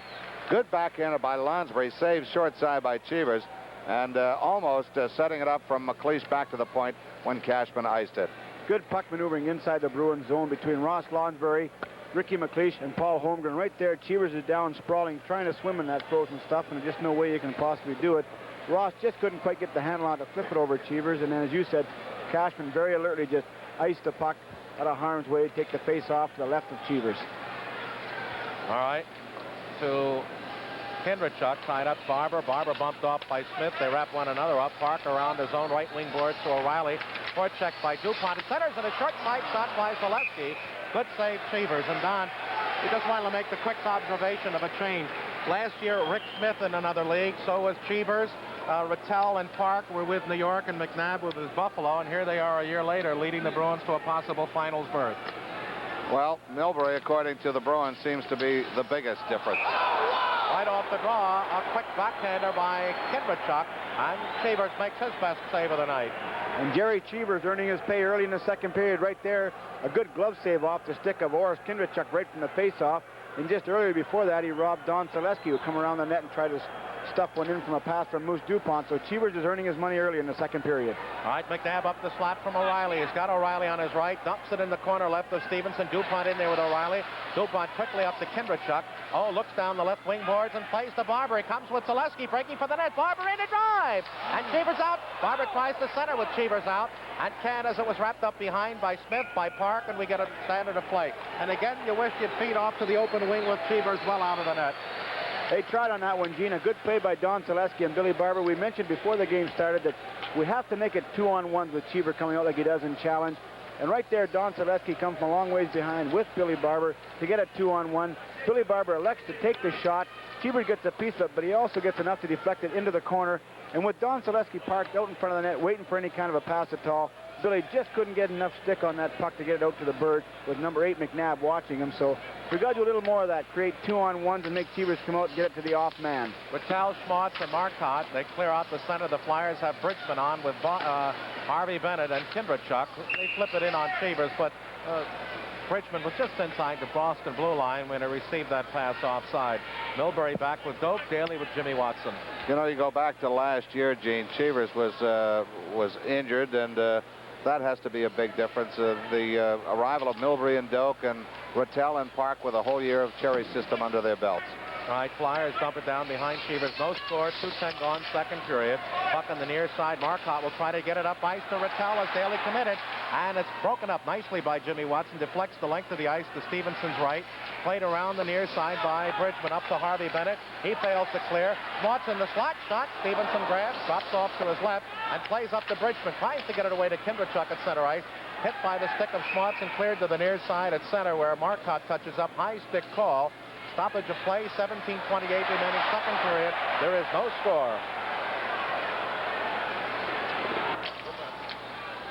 All right, Rick Smith at center with Park, Phil, Rattel, Schmaltz, Marcotte, and the Flyers throw Bladen with Joe Watts right, Rattel in the right wing corner, centering pass, right in front, Marcotte, shot wide. And he was there and had Stevenson going the wrong way. As Rattel again with a quick move in the corner. Joe Watson up ice, rolls it in on Cheevers, Leach after it. Cheevers steers it to the near side to Marcotte. Forechecked by Clark, controls the puck though behind his net. Clark really working on it, but Marcotte still up on the far wing. Joe Watson overskates. Marcotte still can't get it out and does to Rattel at center. Now he's got Park breaking on the right wing over the line. A drive, and Stevenson has it at his pads. Clears it out past Park along the far side. Now Joe Watson is tied up by Rattel. Comes to the side of the net, right around looking for a stuffer. Blocked out to the near side to Leach. And Leach shoves it past Rick Smith deep into the Boston zone. Taken by Schmaltz in front of his own goal. Up in the far wing to Rattel. Just couldn't reach it. Played back into the Boston zone from the Flyers blue line by LaPointe. Caught by Bobby Kelly coming out offside. Face-off will be just outside the Flyers line as action is picked up here in the middle period at both ends of the ice. And a couple of better opportunities for the Flyers, but alert Boston defense and good back checking by their forwards have thwarted the Flyers thus far. Into the zone, LaPointe out there with DuPont, and they've got Holmgren with McLeish and Lonsbury. The Bruins take it away. Shepard centering Wentzik and Terry O'Reilly up to Lonsbury. Taken by O'Reilly in the right wing corner behind the net. There's McLeish coming around the near side, winding for DuPont. Forechecked by Milbury, who keeps it in, but McLeish takes the loose puck up on his own right wing. Hawked by Shepard, rolls through looking for Lonsbury on the right side. It's cleared into center ice off the stick of Doak, where Lonsbury controls again. Through to McLeish at the Bruin line, up the middle, surrounded by 4 Bruins. Bangs it off the left wing boards, down behind Cheevers. Tries to clear it past Holmgren, who deflects it to Cheevers left, where Milbury starts up on the Shepard stick at center ice. Rolling through for Wentzik, 2-on-2 with O'Reilly. Stop pass for Shepard, but he drags it in late for the offside. Holmgren hitting a few bodies along the way, trying to get things stirred up. Word out of the Boston camp on John Wentzik. He's got a history, believe it or not, Terry, of a biter. By that, I mean when he gets involved in a fracas, it's not uncommon for Mr. Wentzik to clamp his teeth into a bit of enemy flesh. I'm not going to touch that one with a 10. And the word is that anyone who is on the receiving end should probably go and get a rabies shot. Terry, I'm talking to you. I'm afraid to touch that one, John. All right, Jimmy Watson through to Kindrachuk off his skate, still at the Flyer line. Circles away from Park and Cashman in his own zone far wing. Tries to get past McNabb, who breaks the play up, slaps it into the Flyer zone. Cashman racing in the corner left of Stevenson. Jimmy Watson, they erase one another. In there's Jonathan with Kindrachuk, and Brucewood lets them go on as McNabb laying off the pack of 4 players behind Stevenson, looking for the loose puck to come out. And then Cashman throws a punch to Jimmy Watson. Came up with a backhand forearm that caught Jimmy across the chin, and Jimmy, understandably, retaliated as Cashman is playing his role of the intimidator. His billing is just about due for him to break out one of those cheap shots, which he just gives Jimmy Watson right there. Whistle had gone, play broke up. And as you know, Jimmy not a cheap shot artist at all, but Cashman labeled him with an elbow coming off. And right now they're facing off against each other on this face-off. Kindrachuk against McNabb, who's out with Cashman and Jonathan. Selesky and Barber for the Flyers in front of the net. Barber takes it behind Stevenson, sets up. The Bruins, every man up, deep in the zone, and Barber tries to clear out. Kept in by Park at the right circle, in front, a shot, oh, it was tipped wide by Jonathan as Stevenson came out to disrupt that play. Now Zaleski, up along the near side, chopped down again by Jonathan. Up along the near side, finally cleared the center. Barber tripped up by Cashman. Back comes Park with McNabb on his right over the line. He'll get a quick shot in on Stevenson. Lays at his feet off the rebound. He falls out in front as Daly took Jonathan out of the play. Even though Terry isn't talking to me, I'll pass on a remark after we come back from this break. 14:57 to go in the period. Still no score. A whole new row of super boxes directly up behind us in the third deck is the reason why you don't hear some of the catcalls you once heard over the years from Boston Garden. I mentioned earlier, Don, that the crowd here may be a little more sophisticated than in the past years, and you mentioned to me that they had taken out a whole swath of the gallery gods, which had caused most of the troubles over the past years. No catcalls now. They're wealthy up there. Panther comments. All right, we got a false draw. Rattel out now with Jonathan and Schmaltz. Puck loose in front. Rattel tries to get it to Schmaltz. His shot deflected behind by Joe Watson. Trying to center is Jonathan. He's knocked down behind the net as he had Clark covered the puck. And we get another stoppage as the Bruins continue to press early in the second period in a scoreless game. You know, you look at the penalty situation between these two clubs, and coming into tonight's game, the penalty average for both teams is, I believe, around 18 minutes, which has got to be exceedingly low for both of these clubs. We're into playoffs, Don, as we well know, against our series with Toronto. Penalties can hurt you tremendously, and right now we'd like to stay away from them, especially in this building. Joe Watson out with Bladen, and they have Harvey Bennett with Leach and Clark. It's still Marcotte Schmaltz. Puck cleared up past Marcotte by Joe Watson, the center. Milbury waits for his line to clear. He has to wait a long time. Finally gets it in behind Stevenson. Joe Watson there behind the net left side. Clears it through to the Boston defense at center ice. No Coles, challenged by Clark. Rink-wide pass left side to Milbury. Down it goes into the Flyer zone. Skips past Stevenson. Schmaltz in the right wing corner, right out in front. And it was kicked away by Rattel from Marcotte, both of whom were there. Here comes Harvey Bennett away on the left wing at center ice, surrounded by Bruins. And we're going to have a check against Milbury for charging Harvey Bennett. And after 139 minutes and 55 seconds, the Flyers get a power play. And Milbury ended up on the short end. We've got 14-11 left in the middle period. There's no score. Mike Milbury in the box for charging Harvey Bennett, and on the series 27 minutes for the rookie defenseman from Colgate University. Flyers are 2 for 7 against the Bruins on the faceoff. That's the example right there, Don, where you said he was on the receiving end of that charge as Harvey Bennett knocked him flying, and Milbury also took 2 minutes for getting knocked on his rear end on that frozen stuff. 7 for 25 in the playoffs, 2 for 7 against the Bruins. They've got Lonsbury out with McLeish and Clark, Barber and Daly over the line on the near side. Daly pushes it past Rick Smith, rolls behind Chevers, quickly around the far side, and Shepard is kept in by Barber. Now trying to get it away, and doing so is Rick Smith. Back to the Flyers line for Clark, up to Daly. Daly through to Barber, over the line to McLeish. Dumps it past Hood, down behind Chevers, on the ledge, behind the Boston goal. Rolls to Park. Park knocks down Greg Shepard, but it's Rick Smith again, clearing it up ice, deflects to Forbes, one-on-one against Bob Daly. Daly takes it away, loses it to Forbes, and Forbes will try to kill time now. He's rubbed up by Billy Barber at center ice. Can't control the puck as Doak pokes it back to Clark. Flyers rink-wide pass stolen from Clark by Dave Forbes. Forbes to Shepard. They'll play keep away now as they go ring around the Rosie at center ice with 1:10 left. Back to Doak, and Doak will let it go down the ice. So the Flyers have had a minute so far in the power play with nary a shot. Now Billy Barber up. Through at the Bruin line. He's got McLeish with him. Pass broken up. Back to Barber on the near side. Holds at the point. Rink-wide pass looking for Daly. Wide of the net.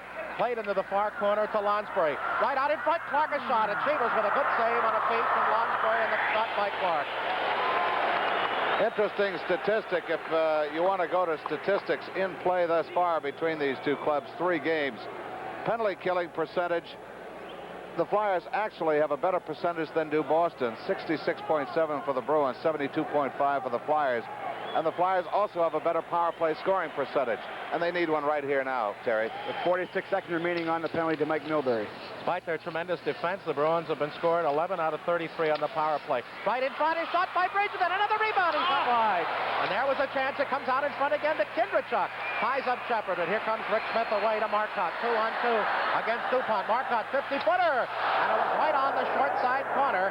And Stevenson kicked it to the second deck in the far corner with 27 seconds left on the Mike Milbury penalty.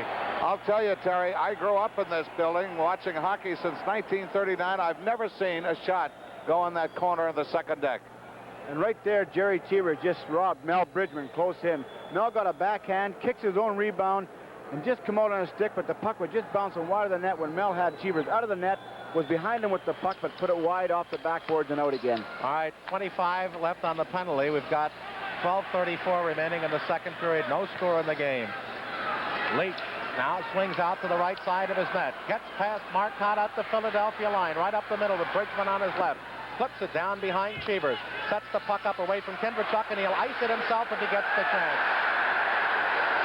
And Chevers, again, a dominating factor in control of the puck as the penalty is ended just as the puck crosses over the goal line. Bruins keeping it in. Dupont chased by Park will try to lift it out. Kept in by McNabb. McNabb rolls it down into the right wing corner to O'Reilly. Taken away by Bladen, who's rubbed out on a good check. O'Reilly tries to center. Blocked off Bruins point man. There's Doak with a screen shot. Marvelous save through the mass of humanity by Stevenson. And Tommy Bladen does the Borja sounding to flip it down the ice. And chasing it is Doak as the Flyers make a change, bringing out Rick LaPointe and Jimmy Watson. Kelly out there with Selesky and Holmgren. Now Pete McNabb out with Marcotte at center ice. Milbury to the Flyer line up the middle. Rolls it into the corner. Bounces down behind Stevenson. Bob Kelly rubbed out by Milbury. Rick LaPointe tries to shove it out. Blocked back to Bob Kelly. Kelly on the near side is elbowed by Milbury. Puck loose in front, a shot over the top of the net by McNabb as that forechecking set up a great chance by McNabb. Now the Flyers ice it as the Bruins are taking a run and digging into Philadelphia. Milbury touches up and play is called. Here we go right now with Paul Holmgren and Terry O'Reilly, who wouldn't let go of each other down in the far corner to the left of Wayne Stevenson. No punches thrown, just two big solid men holding on to each other, wrestling each other to the ice and getting up slowly, but neither one threw a punch. No damage done. Just testing their strength against each other to let them know who was the strongest. We have 11:10 remaining in the second period. We have a scoreless tie. I've got to feel that Holmgren and O'Reilly have too much respect for each other to start anything unless they feel they have the upper hand. Here's that check that Bob Kelly threw on Milbury, and that's a combination of a headlock and a flying mare in wrestling talk.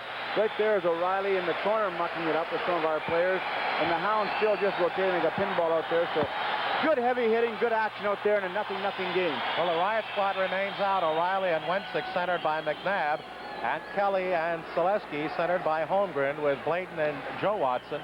And Darrell Edistrand, seeing his first action of the series, got a shift from the first period, is back there now with Brad Park. As Don Cherry can gamble. Face-off, taken off by Selesky. Breaks out with Holmgren, who's being hooked by Wensick, but comes to the Bruin line. Through to Holmgren. Down to the right wing corner. Holmes is knocked down, and Wensick tries to come out. Taken by Selesky. Right in front. Tipped to Holmgren. It goes to Kelly. A slap shot right through the crease wide. To Holmgren at the point. He fans, and it's a breakaway for Wensick.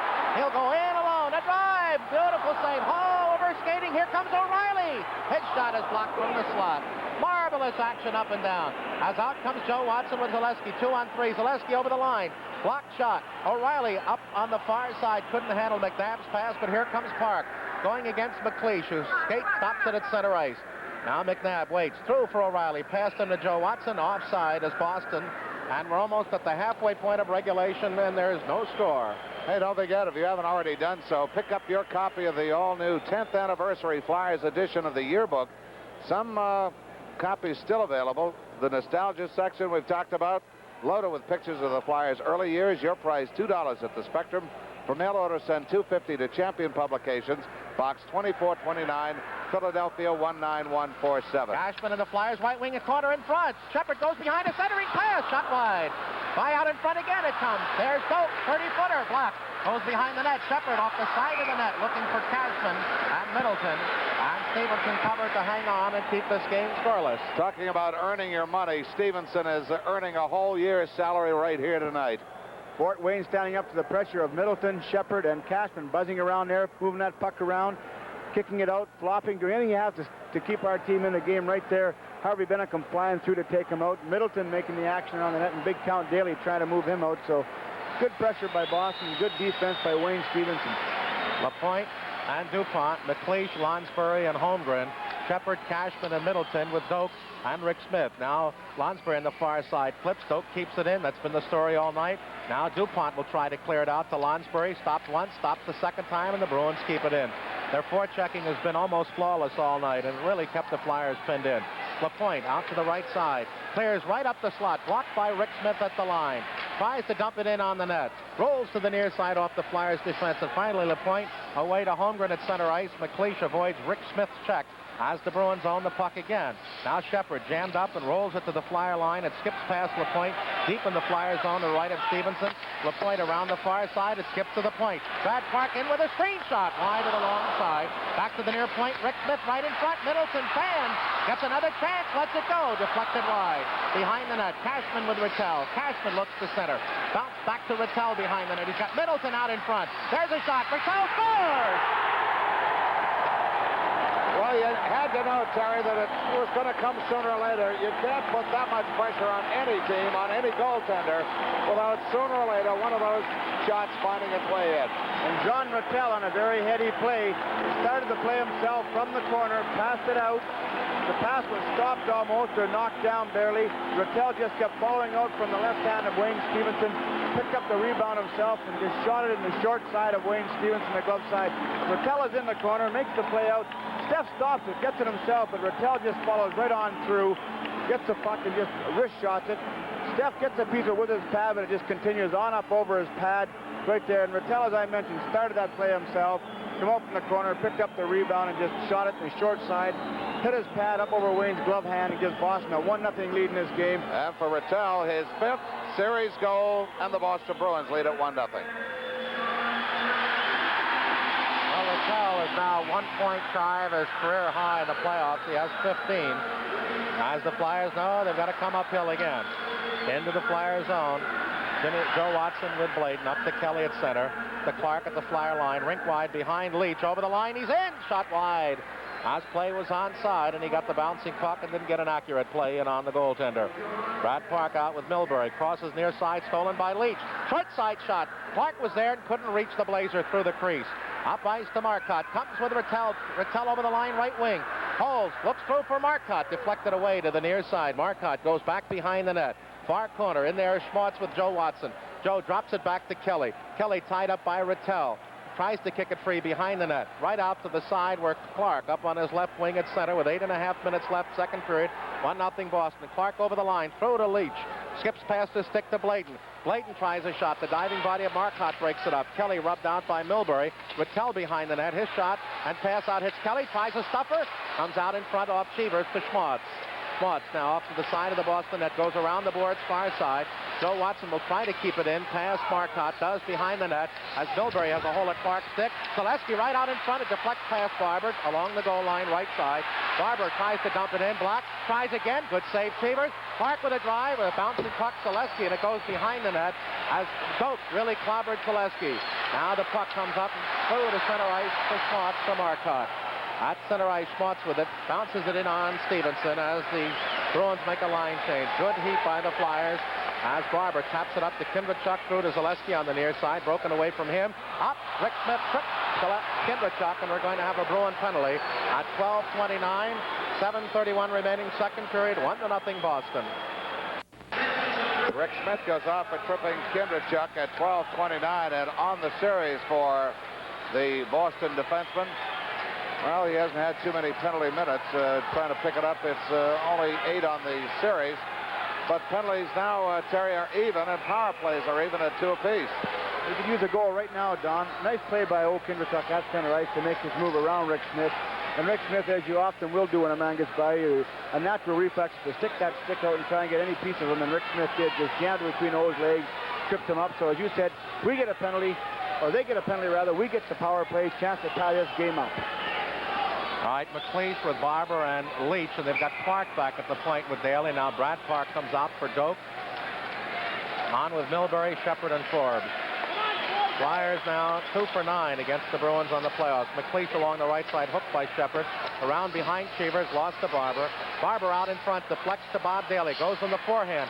Shot tipped wide by Leach, and he was there. Cleared up along the near side. Daly being worked over by Shepard. Barber tries to protect the near boards and does as Milbury comes in to help Shepard tie up Daly. Face off the Bruins zone left of Cheevers. Terry, let's be honest. I don't think I've seen a series that there's been so much holding, interference, and hooking that has not been called. That's the close-in work involved in this game, Don. As you mentioned, this whole series has been done by it. Both teams doing their share of it, but a past master at, as I said earlier, is Gary Doak and Mike Milbury, another team. Not crying poor mouth or anything, but they've got it down to an art. But right there, Big Count Daly was doing his share, but he had almost a man on each arm and one stick. The stick loose, keeping that puck in. A good defensive play to keep the puck in. Well, we had a bat at Buffalo, and somebody just threw a dead mouse out there that was cleared out by Forbes. Around the far side, Forbes lifts it past Bob Clark, deep into the Philadelphia zone. 1:35 left on the Flyers' advantage. Shepard almost takes the puck away from Daly. Does. Looks in front. He's going to get a good shot. Screener. Saved by the Flyers, and now a penalty coming up, and that wipes out the advantage. Well, that's called even it up, Terry. Greg Shepard doing some tenacious forechecking, and Big Count Daly going off forehooking. He was indicating to referee Bruce Hood that he swatted at the puck when Greg Shepard had it, and Bruce Hood just very nonchalantly just said, "You hooked him, come with me for two." So as we said, Greg Shepard caused that one by keeping the puck in, forechecking, and Bob Daly goes off with 1:26 remaining in the penalty to the Bruins. Right there is Forbes, right in Wayne Stevenson's goal crease, creating it. That was when Greg Shepard was doing all that forechecking and stick work and keeping the puck in our end, Don. Well, of course, if Boston had scored then, it would have been washed out anyway, because Forbes was not only in the crease, he was almost in the net. All right, Shepard back to Milbury. He's going to get a screener. Short side save by Stevenson. Milbury his own rebound in the offensive left wing corner. Tied up by Jimmy Watson. There is O'Reilly to Stevenson. Here comes Park right on in. A shot.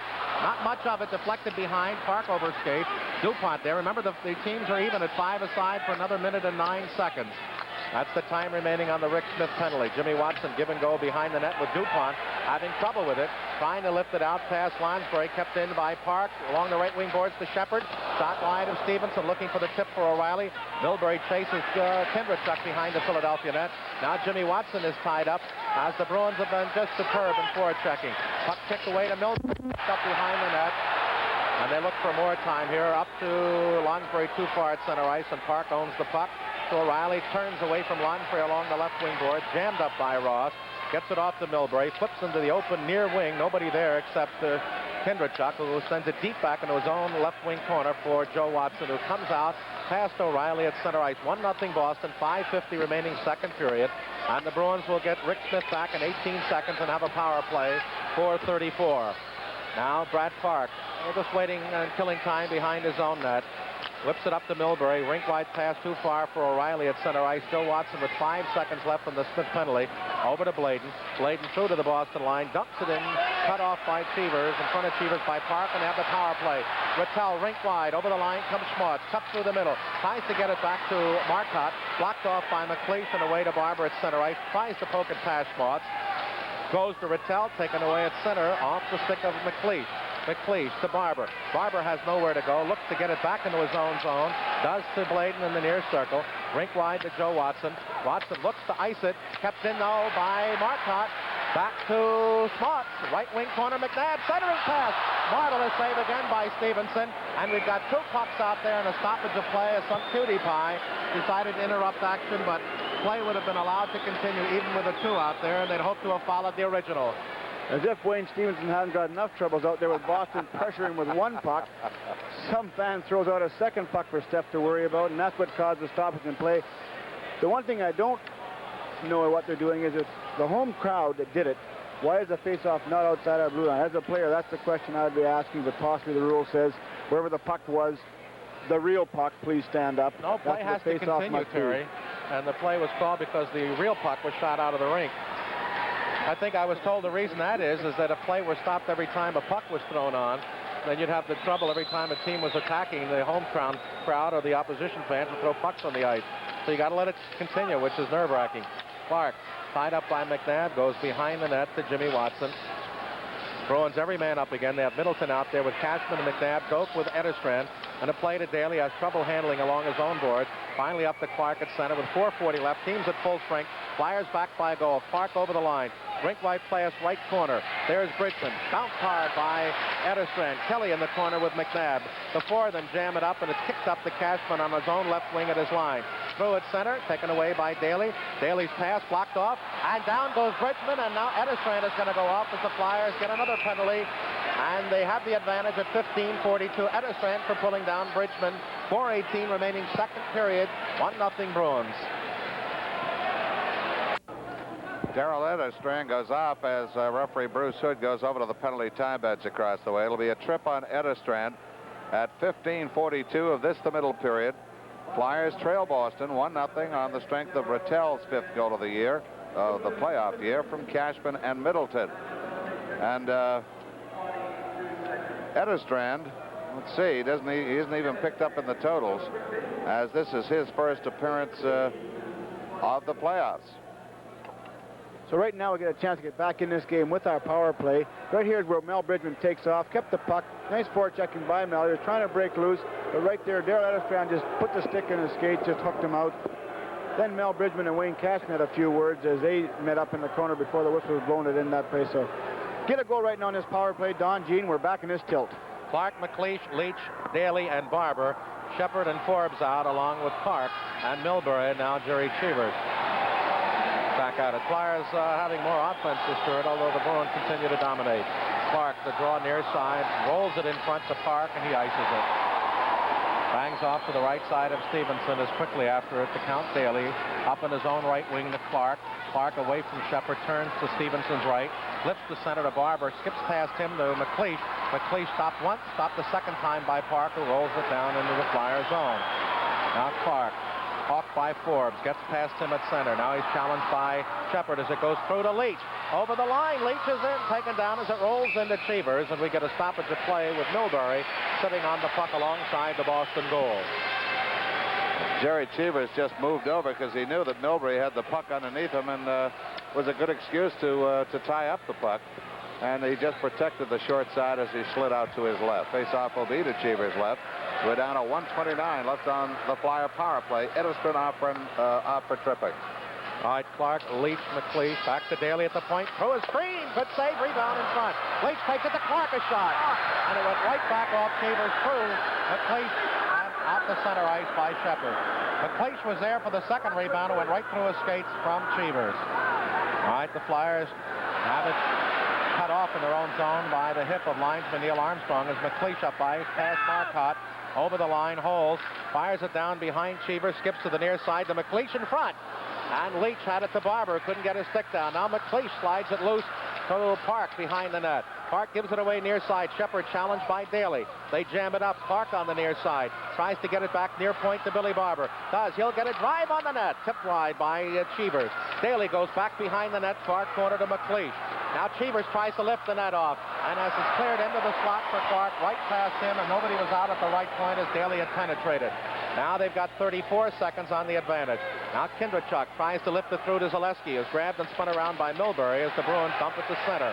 Flyers making a line change, and Neil Armstrong, county bodies, make sure they don't have too many. Now Lonsberg takes it over the line, flips it into Milbury, who grabs just about 10 feet inside the Bruins line and hangs on with 19 seconds advantage left on the power play. Once again, John, it's too much, and it's too much Jerry Cheevers on that last play by Bobby Clark. The count shot a good one from the point. Cheevers made the save. The rebound come right to Clarkie. Come over to him. He wheeled around and shot it. And Cheevers comes right out again at him. There's where Cheevers makes the initial save off count Daly. Clarkie picked up that rebound, and Cheevers come right out again once again to challenge him. You know, you got to wonder how he can be as agile. He really hasn't been tested tonight all that often. Hasn't seen that many shots. Dupont is tipped away at center ice by Marcotte. 15 seconds. Here comes Moose back over the line to Zaleski, top of the right circle. Looks to dump it in behind the net to Dupont. Dope cuts down and knocks him away. Kicks it up on the right wing and tries to clear. Kept in on the far side by the Flyers. Batting at it, and finally controlled by Marcotte. As out of the box comes Edestrand, and they play up to him at center ice, and he's onside. Offside, says Neil Armstrong. Well, this is one that they did call. Two in the first period they didn't call, and they gave Boston breaks in on Stevenson. Edestrand came parallel to the red line, but did in fact pick up that puck on the Flyers side of the red line. The pass emanating in from inside the Flyers, the Bruins zone. So top left of your screen, a couple of our players, not the ones you're looking at, Al Hill and Mike Cornier. I knew when you could just see their legs. And once again, Cheevers on our power play. Our fellows had some good shots, some good chances, but Jerry Cheevers once again was there to just everything we had to throw at him, he just threw it aside. All right, now it's Holmgren with Bridgman centered by Clark against Rattel, Schmaltz, and Jonathan. To the point, Jimmy Watson threw a screen. Cheevers grabs glove high left, drops off to Rick Smith, who fires it off Jimmy Watson's stick. It rolls to the Flyer line. Joe Watson cuts across in front of Stevenson up the center to Bridgman, who can't handle it. Kicks to Rattel, back to his own line for Rick Smith. Rink-wide pass on the right side at center to Park, through to Rattel, off the stick alongside Stevenson's left. Jimmy Watson behind the net, challenged by Jonathan, up to Bridgman. Tries to clear it, blocked by the pads of Bruce Hood. Jonathan at the right point. Crosses. It'll be taken by Rick Smith off the boards. Beaten to it by Holmgren. The puck on the near side. Kept at the blue line and finally slides out to center ice. Jimmy Watson after it. Past Rick Smith over the line, surrounded by Bruins. Holds on the near side. Drops it off to Holmgren. Stolen, and here comes Park with Schmaltz. 2-on-1. Joe Watson back. Park will take the shot. Tries to take it and is blocked off by Joe Watson, and a marvelous play by Thundermouth. As Jimmy Watson up to Holmgren, up the Boston line, 1:15 on the period. Can't get past Rattel and Jonathan. Back at center for Park. Park has it taken away by Bridgman. Tries to flip it into the Boston zone. Double teamed in there is Schmaltz, who has a hold of Bridgman's leg. In comes Rattel to make it an even foursome right at the Bruin bench at the red line, far side, at center ice for a stoppage. Well, the only goaltenders thus far to have shutouts in this year's playoff competition. 3 of them by Dryden, 1 of them by Wayne Stevenson. Nice move by Joey Watson on that 2-on-1 between Brad Park and Bobby Schmaltz, who was out of your pitcher all alone in the slot. Joey, the only man back, went right after Park, decided he might as well take him, make him make his play from there, as Steph would take Schmaltz out of that play. Joey just dove, took the puck into the corner, and a nice defensive play. Up here near side, Billy Barber with 1 minute left in the period. Bruins on top 1-0. Cheevers off to his own right wing to O'Reilly to center ice. Shepard chasing Dupont, who has trouble handling it. Ball past Kelly and taken away by O'Reilly into the Flyer zone. Gloved down by Bob Daly, and then a little control and flip to Moose Dupont. Hand pass, stoppage of play, face-off in the Philadelphia end with 47 seconds left in the period. The lone goal off the stick of Rattel at 10:45 of this, the middle period of play. And again, a close Kitty bar the door style of hockey game between these two clubs. Ooh. Hyde McLeet and Shepard, 2:19. Back to the point, Coke through a screen. Stevenson gloves. Stops off behind for Dupont, and then the Bruins, every man up deep. Dupont lifts the center for Bob Kelly. Kelly has it just on the offensive side of center ice, as he might have had a 2-on-1 with Barber with just Milbury back. He was onside when that pass landed at his feet, but he waited for it to bounce, and by the time he did make contact, he was in fact offside, and a good call by the linesman. Face off deep on the Flyers zone to the left of Stevenson as Don Cherry. Well, maybe the 1-goal lead isn't satisfying enough to him. He's frowning across the way. It shouldn't be, not in this type of game, because you can strike it any time. And 1 goal down with a period of hockey left is not a whole lot in playoffs, as we know our team can strike, and hopefully we'll get back on this board. Get by Mr. Cheevers and maybe dent his confidence a little bit, put a few by him. He's been a stalwart performer for the Bruins this whole series so far, and the main stumbling block. 154 minutes now, Terry, and 7 seconds without an even strength goal. And just the power play goal the other night by Daly to break that chink. 154 minutes. All right, Rattel and Clark to the left of Stevenson, out with Cashman down, Marcotte, Clark, and Smith as the Bruins look for some last-minute jamming and perhaps a shot back at the point. Smith throws a screen, tipped wide by Rattel about waist high. Now Bladen up along his own left wing to McLeish. Comes out, but not all the way as he's checked off by Rattel. Clark follows up left side to Bladen. Over the Bruin line. Through, holds at the point. Left side pass to Leach. He's in. He goes to shoot. It's right in front. And they can't get it out. Oh, Doctor. And here come the Bruins. Marcotte with Cashman. 10 seconds left in the period. 2-on-1. Cashman in. He goes to shoot. Oh, Jimmy Watson with a great sweep check. And the Flyers at the other end had a chance to tie with an open net. And that'll do it. 2 seconds, 1 second as the siren goes to end the marvelous second period. With the score, the Boston Bruins 1 and the Philadelphia Flyers no score. Back here at Boston Garden, Gene Hart along with guest analyst Terry Crisp and Don Earl. 1-0 Boston at the end of the second period as the Bruins finally broke the ice at the 10:45 mark out of a scramble. Rattel on the goal, his 5th of the playoffs from Cashman and Marcotte. There were 4 penalties in that period, 3 to the Bruins. The Flyers had 3 power opportunities, had some good chances, couldn't crack Jerry Cheevers, who held them scoreless now from even strength for 154 minutes and 44 seconds. The shots for the first time in a while, the Flyers had some offense, out shooting the Bruins 11-10. So the margin there is 28 Boston, 17 Philadelphia. And though the Flyers still had trouble getting out of their own end, they were putting more pressure on Cheevers. And Gene, I think very indicative of the play in the second period was, you mentioned the shots, 11 for the Flyers, 10 for the Bruins. Our fellas are starting to take it to them a little bit more, and I hate to reiterate myself or repeat it and sound monotonous, but our one big stumbling block is Jerry Cheevers for the Boston Bruins. He's been going with key save after key save, and right there at the dying seconds in that period, Reggie Leach come around, made a real nice move on Cheevers, went to the left, went around him, slid the puck out in the open crease after he had Cheevers out of the net.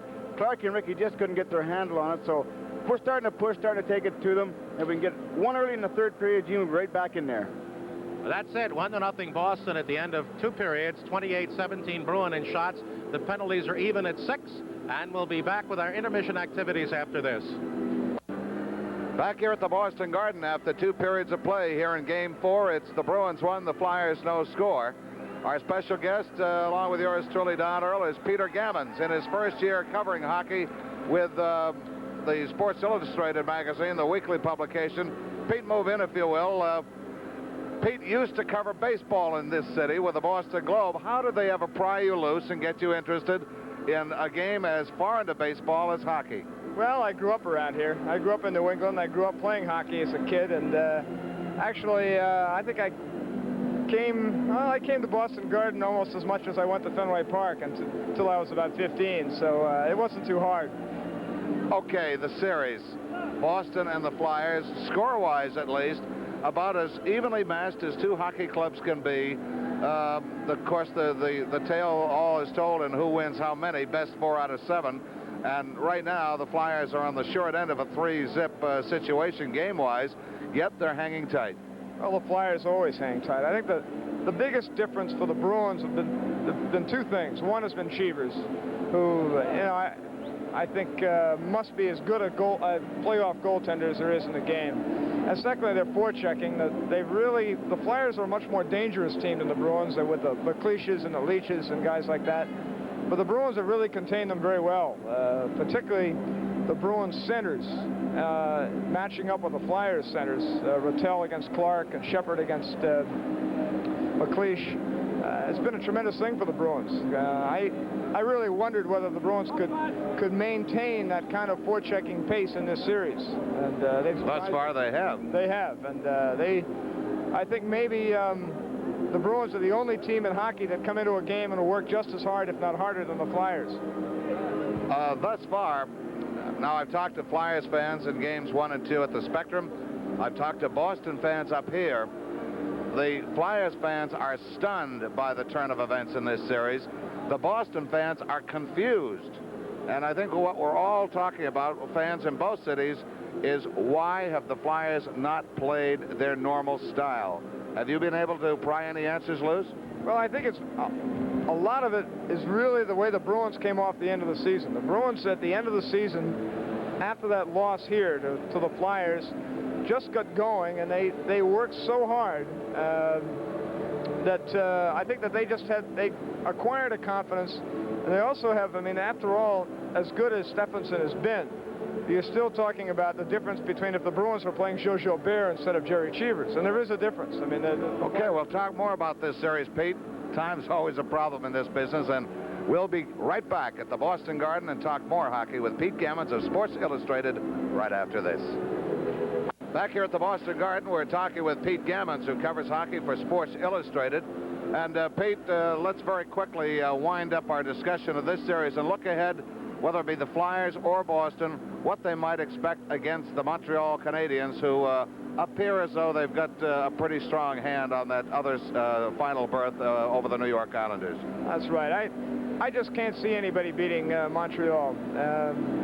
I think the Bruins, especially with the rink that they have, the little rink here, they can catch them once in a while, and they might win 1 or 2 games. But just like last night, when the Canadiens really want to skate and really want to play, and they have, beside that one line, they have those 3 defensemen flying, and they get all those guys curling and flying, I just don't think there's anybody in this league that can beat them. And I think it's kind of unfortunate. I thought, as we said off the air, I think the difference between this being a 4-game series and a 7-game series is just that fluky goal in the first game. And I think it's really too bad that these 2 teams, who are really outstanding, have to go kill each other and then end up getting hammered by the Canadiens. But we said the other night that whoever survives this series isn't going to have a heck of a lot left to face in that final series. No, I think both teams are really battered here, and of course the Canadiens have a few injuries too, but they just keep bringing people up from Nova Scotia. That it's just too bad they didn't send them over to compete in Vienna and let the Bruins and the Flyers play for the Cup.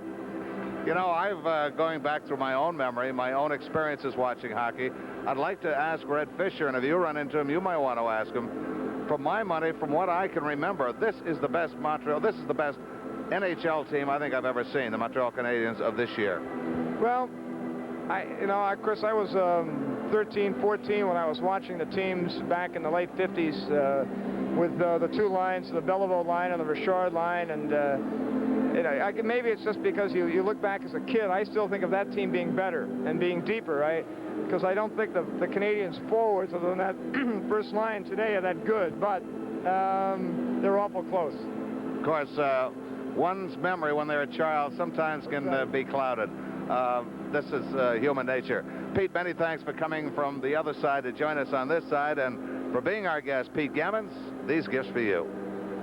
Jerry Cheevers, who's now blanked the Flyers on even strength goals for 154 minutes and 44 seconds.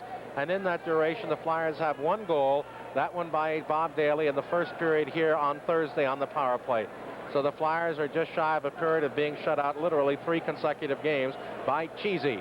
All right, this could be it. 1-0 Bruins for the third period. Let's go Flyers, and let's go Don Earl. Thank you, Gene Hart. Flyers defending the goal to our right. Set to go up front is Bobby Clark. He'll draw with Jean Rattel. Clark flanked by Leach on the right, Kelly on the left. Rattel has Don Marcotte on the left and Schmatz on the right. Defensively, it's Daly and Jim Watson. And for Boston, Milbury and Doak. Jim Watson from his own line, intercepted by Rattel. To Schmatz across the line. His drive, kick save, Stevenson. Carams right to Daly, coming down the slot, back to help out. Now it's Jim Watson moving it up the left wing. Goes the length of the ice. It will miss the Flyers' crease. It will be icing against the Flyers. Schwartz has 6 shots now in the game, and he's now effectively playing the role of Reg Leach last year, with Rattel has done a marvelous job in this series, setting him up on those different occasions tonight. And he just has the one goal in this series. That's the power play goal in Game 1 at the Spectrum. But overall 9 that still trail Lanny McDonald in the playoff leadership. Lanny McDonald had 10, and he did that all in 6 games. Rattel will face off with Clark in the circle to the left of Wayne Stevenson. Flyers need 1. Make this a brand new hockey game. The draw comes outside the line. Leach shoves it ahead for Bridgman. He gets behind Doak. Gets the shot out, but Leach a follow-up shot. Oh, what a glove save by Cheevers as it was about to hop up over the glove and into the open Boston net. How about that? Bridgman is struggling, got inside, got the one shot. Clark followed it up on the second. Good second effort by Mel Bridgman to get that shot on Cheevers. Reggie Leach following up the play, got a puck on it, hit Cheevers, bounced up over, almost going behind him into the net, but he just reaches back on his knees, scoops it out of the air with his glove, and hangs on for the face-off. And the event that Clark would have gotten a piece of it, Marcotte was moving in to help out. The draw back to Joe Watson. No place to go with it. Bridgman across to Leach. He's blocked by Rick Smith, and here comes Boston. Smith across the Flyers line. Opener Schmatz uses him as a decoy, and the shot is deflected high over the net. Picked up by Bladen. Up to Bridgman on the left wing. Bridgman tries to lead Leach out. Passes behind him, and Rick Smith drills it back in again behind the Flyers net. Joe Watson has it. Cautiously moves out the left wing ahead for Bridgman. Bridgman gets it by Park. Icing his way down as it goes all the way to the Boston backboard. Milbury around to Marcotte as the Flyers change in the go. Marcotte, left wing at center, drives over the outstretched glove of Stevenson and over the Flyers net. Now it's Lonsbury ahead to center ice, blocked by Cashman. Here comes Shepard across the line. His shot blocked by DuPont, and McLeish is out. McLeish to Lonsbury at center. Goes through heavy traffic, broken up. Middleton to Cashman. Cashman goes back to the left wing. No one there but Holmgren. He just lifts it to center ice. Milbury moves it back in again, intercepted by Lapointe. Passes behind Lonsbury. Lonsbury goes for it, but Shepard's there first. Intercepted by Lapointe. Lapointe gets by Shepard across the Boston line to Lonsbury. Give and go for Lapointe, but his drive is on Cheevers. Makes the short side save, and it's tied up for faceoff. We've got 18:09 left in the third period. It's 1-0 Boston.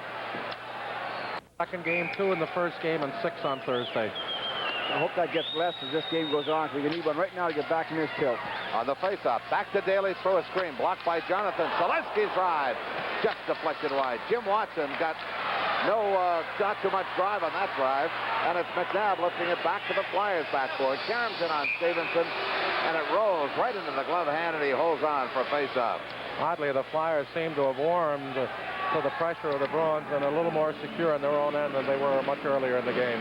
Moving the puck very well now, Gene. As we mentioned, a few mental lapses in the early going of this game. They were giving it away. They've tightened up since then, starting to move the puck out as a unit, starting to find each other, bring it down to the Bruins. And we mentioned in the second period, shots 11 to 10 in our favor.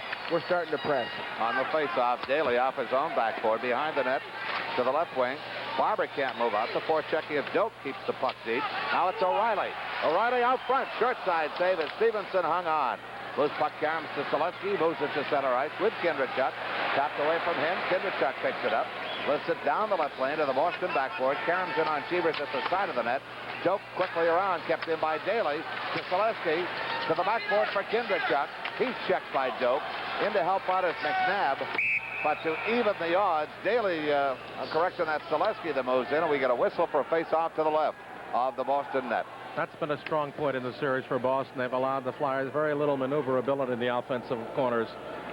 Gene, as you know, and I've said numerous times, Freddie Shero's theory is to keep that puck moving in the other team's end. Don't let them tie it up. Keep it going. Hope to get it loose out in the slot, get a shot on net.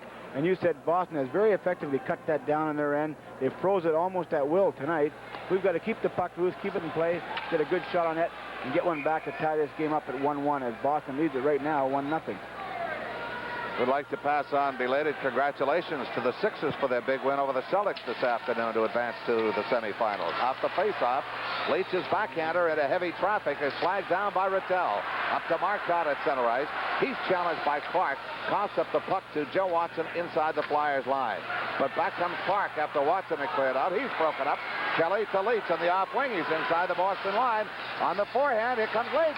The drive comes right by Joe Watson, and he had the open near side. Clark with the puck. Goes to Leach. Leach drives, hits Kelly, and deflects to the corner and clear, but not out. Bladen keeps it in. Now it's Rick Smith. And now it's cleared by Bladen all the way back to the Flyers zone. Joe Watson beats Schmatz to it. Lines it around near side for Clark. Karams to center ice, picked up by Lansbury. Lansbury waits for open ice, goes right side to Bladen, back on the near side to Joe Watson. Back to Bladen at center. Knocked down by the skate of Brad Park, now picked up by Rick Smith. Sending Rattel across the line. His drive played to the backboard by Stevenson. Joe Watson now to Bladen on the right wing, coming out of the Flyers zone. Lead pass to Bridgman, he's in. Oh, but he's taken down. McQuaid's drive is blocked by Chambers. Now it's Bridgman in the left wing corner. Comes back up the near side, and Spots clears at the length of the ice. This will be icing against Boston, but it's waved off. Down goes Lansbury. Shepard gets the puck. Challenged by Bladen along the near side of the corner. Behind the net, Jonathan gets away from DuPont. They still battle. Jonathan trying to get out of behind the net, but DuPont shoves it by O'Reilly. Now picked up by Shepard. Back behind the net. Takes a solid thump from Bridgman. Down goes Bridgman. And McLeish lifts the puck high back to the Boston zone. Milbury will be the first man on it. Goes behind the Boston net, now to the near side. Broken up by McLeish. McLeish out front to Lansbury, shot wide. This puck in on the slap by O'Reilly. Kept in at the right point by LaPointe. Now it's Jonathan trying to move it out, can't do it. LaPointe dumps it back to the Boston backboard. Milbury trying to move it out against the tight checking of Lansbury. In to help out is Barber. We get a whistle for a stoppage in play deep in the Boston zone. 15:03 to go in the third period. It's 1-0 Boston. Doing what they have to the Flyers now, aggressively forechecking the Bruins and setting up some good opportunities. That one by McLeish, never seen by Cheevers. Cheevers never moved on it, but as Don mentioned, he didn't have to. Ricky didn't have much of an angle to shoot at the net. Now Cheevers came out far enough, so he left no net to shoot at. Okay, the puck cleared by Caspin deep in the Flyers zone. Daly intercepted by Wensink. He gets a drive off, but it's off the mark, and Stevenson deflects it to the Flyers' right wing. Selesky moves it out of the zone, but it's on the stick of Rick Smith, who backs into his own zone. Back to center ice for Caspin on the left wing, and we have a hand pass assessed against Boston, so the faceoff will be just outside the Boston line on the Flyers' right wing. To reiterate, I've never seen so much interference in a game where wingers off the puck and defensemen are bumped or grabbed before they can make the play, and they're letting it go both sides, so the players are getting adjusted to it. Off the faceoff, Jim Watson drives to the left wing corner, hits the glass over the boards. Rick Smith by everybody, and it goes the length of the ice, and it will be icing against Boston. Jim Watson back on it first for the Flyers. News all day, every day on your total news and information station, WCAU, CBS Radio News 1210. Take 1210 with you wherever you go, and stay on top of all the late-breaking news events, worldwide, nationwide, and Delaware Valley-wide. When you need news, WCAU Radio News 1210 is there. Well, Gene, we have 14:27 remaining. Coach Don Cherry of the Boston Bruins right now pacing up and down on that especially in the elevated bench behind his bench so you can see his players a little clearer and what's going on the ice. Bruins leading 1-0 at this stage, but we just need one good shot right now to get us back in it, get a little spark to us, a little life to us, and our fellas are starting to carry the play a little better to the Boston Bruins right now, so let's get a goal. Going to be Kendrachuk, Barber, and Selesky for the Flyers. McNabb on the draw for Boston, and he's got the puck.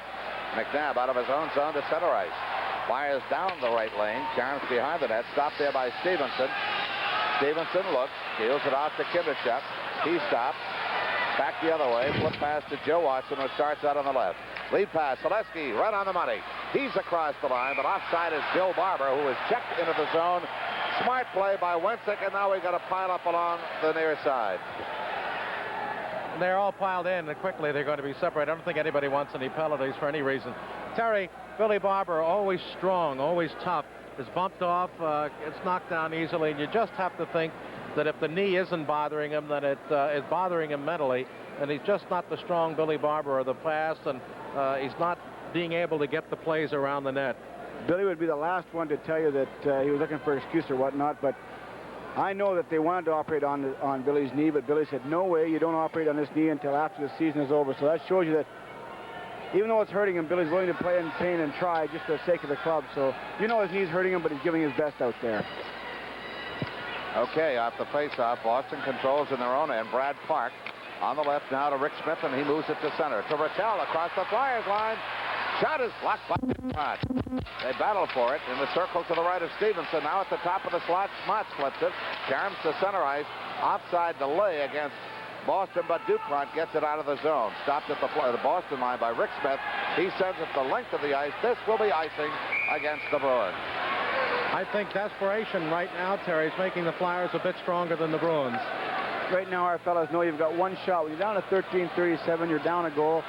They can look at right now at Big Moose DuPont and his young kid that joined him, Rick LaPointe. And Don, you mentioned earlier, congratulations to the Sixers on their big win today. And I just wonder if Daryl Dawkins can skate.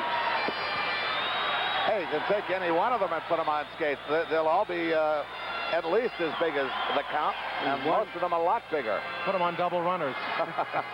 Who's going to argue with him? Maybe Billy Cunningham can make a comeback on a new sport. Okay, face off to the left of Cheevers. Clark tries to draw to Bridgman, but it's picked off by the Boston defense. Schmatz clears it. Shallow in the Flyers zone, and Leach tracks it down. Circles right up to Clark at center. He's poke-checked off the play by Rick Smith, but here comes LaPointe. He's stopped at the Boston line. Barrels in a mark cut. Now it's Rattel, intercepted by Leach at the red line.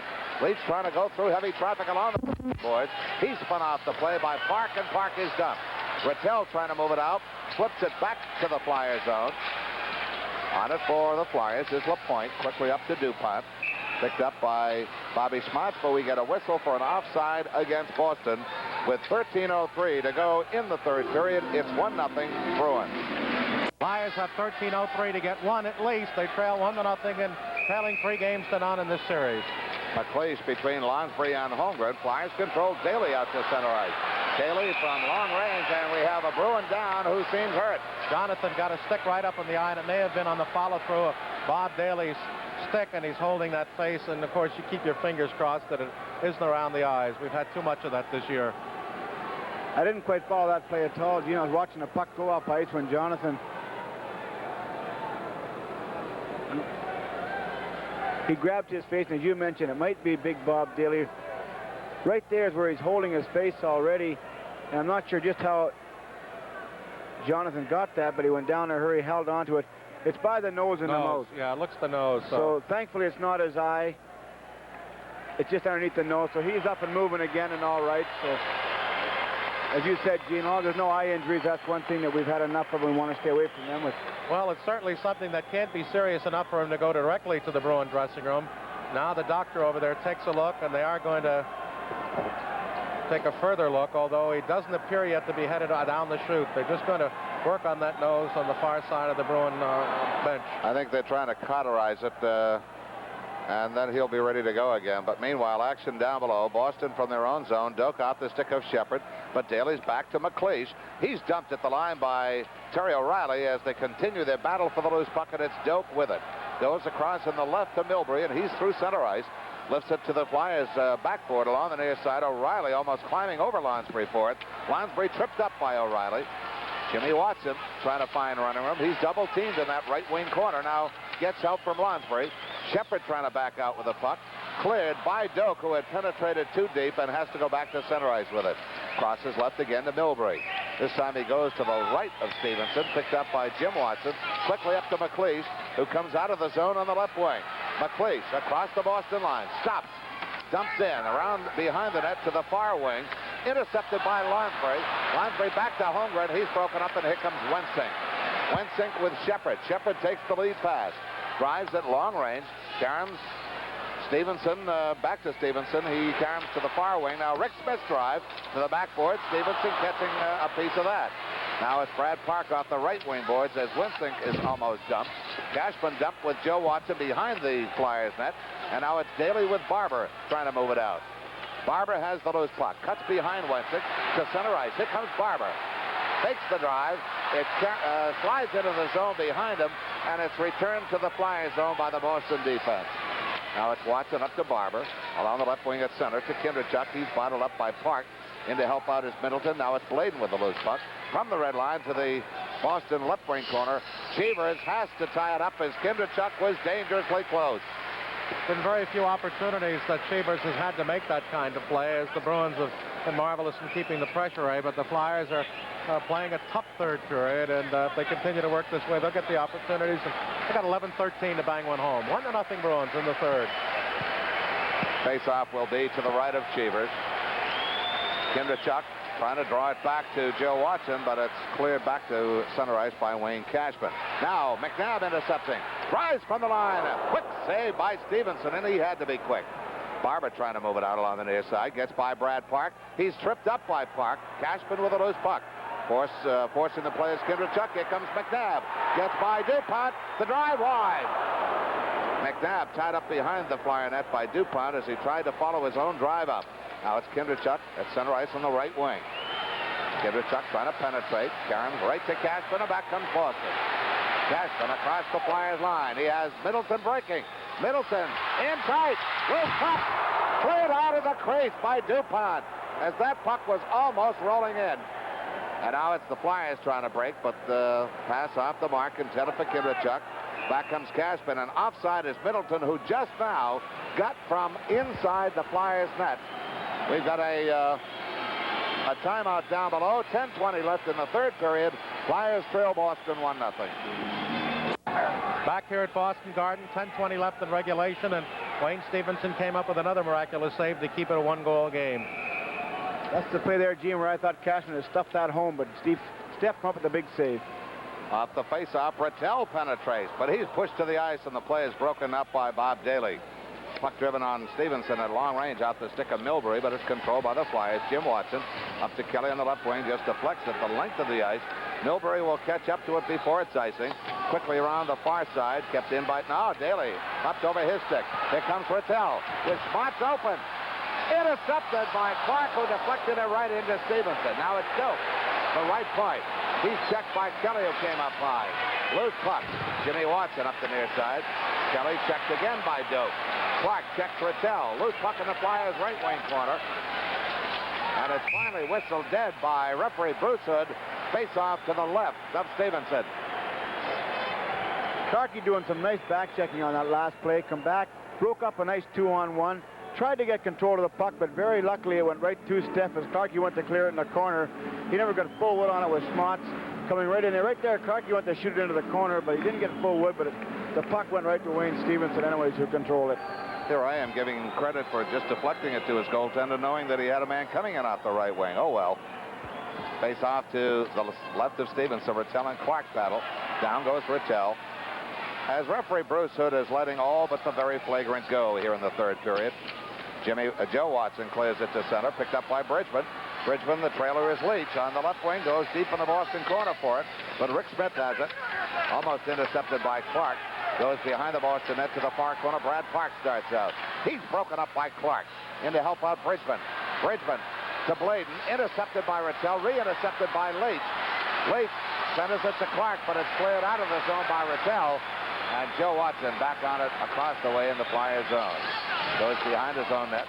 Up to the Flyers line. McLeish broken up. O'Reilly deep in the right wing corner. Looking for help. Joe Watson had him pinned. Second pass. Picked up by McLeish. McLeish out of the zone on the right wing.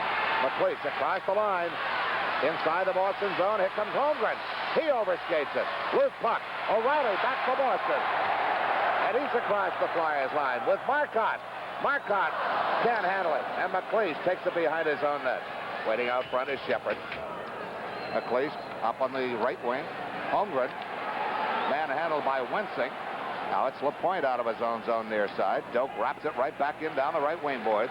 Stevenson sets it up for DuPont. O'Reilly crunched by LaPointe as he cut and crossed in front of the crease. Puck cleared out of the Flyers zone. Back to the Boston zone. Doak crosses quickly to Milbury on the left. Loose puck at center ice at the red line. O'Reilly wraps it down the far wing. And DuPont has to go chase again. Flyers have got to come to Boston, and the Bruins know it. On free. Delay outside against Boston as Wensing had kicked that puck in. His sticks are coming up a little bit higher now. Puck cleared back to the Boston backboard. McLeish has Milbury tied up. Wensing gets on the puck. Behind his own net to Doak on the near side. He's taken to the boards by Limesbury. Now it's Pete McNabb. Quickly up to Wensing off his skate. This will be icing unless it's waved off. It's icing against Boston. Terry, this game is matching the excitement of a great Stanley Cup game. 7:26 left in regulation. 1-0 Boston. 7:26 left as Cheevers looks on. He's held the Flyers off for almost 170 minutes of play from an even strength goal. Okay, Kindrachuk back to Daly. The drive deflected wide by Brad Park. Back to the left point. Jim Watson's drive blocked by Wayne Caspen. And Rick Middleton, who slid into it. Middleton trying to move it out as he's taken down. Puck still in the Boston end. Selesky battles for it. Finally cleared out. Here comes McNabb. He battles Kindrachuk right in front of the Flyers bench. Cleared to the far wing inside the Flyers zone. And again, it's the count. Bob Daly to center ice. Barber tripped up by Rick Middleton. Now it's Middleton back. Barber trying to trip him up as Stevenson clears it out. Back to center ice. Will be delayed offside if Boston makes an attempt to keep the puck in the zone. But it's Daly quickly out to center ice. Flips the backhander in as he's upended by Brad Park. Daly quickly back in position as Boston starts out. McNabb flips it back to the Flyers zone. Shallow immediately returned to center ice by Daly. Daly bumped by Caspen, and he's slow to get up. He felt that thump. Now it's Kelly out of his own zone. Tried to go to Clark. It'll be Clark. Now it's Milbury there first, icing against the Flyers. Ron Finn signaled offside at the same time, but Neil Armstrong caught the icing with 6:19 left in regulation. Terry, we're maybe going to break a jinx here, we hope. Checking back, the last time the Flyers were blanked in a playoff game came in Game 3 of the quarterfinals of the 1973 playoffs when Maniago shut them out at Minnesota 5-0. And the Flyers have now gone 58 playoff games without being shut out. As I recall, that series was replete with shutout goaltending. Okay, face off to the right of Stevenson. Rattel paired with Bobby Clark on the face-off. On the draw, Reg Leach lifts it back to center ice. Now it's Kelly going for it. Gets inside the Boston line. The drive wide of Cheevers on the far side. Leach the rebound. Goes behind the net. Back to Leach. Overskates it. Sweeps it to the backboard, but Rattel moves it ahead for Marcotte. Wing to wing. Spot. Smart across the Flyers line. Full screen. Over the screen. Flat. Down Marquardt on the rebound. And Boston leads it 2-0.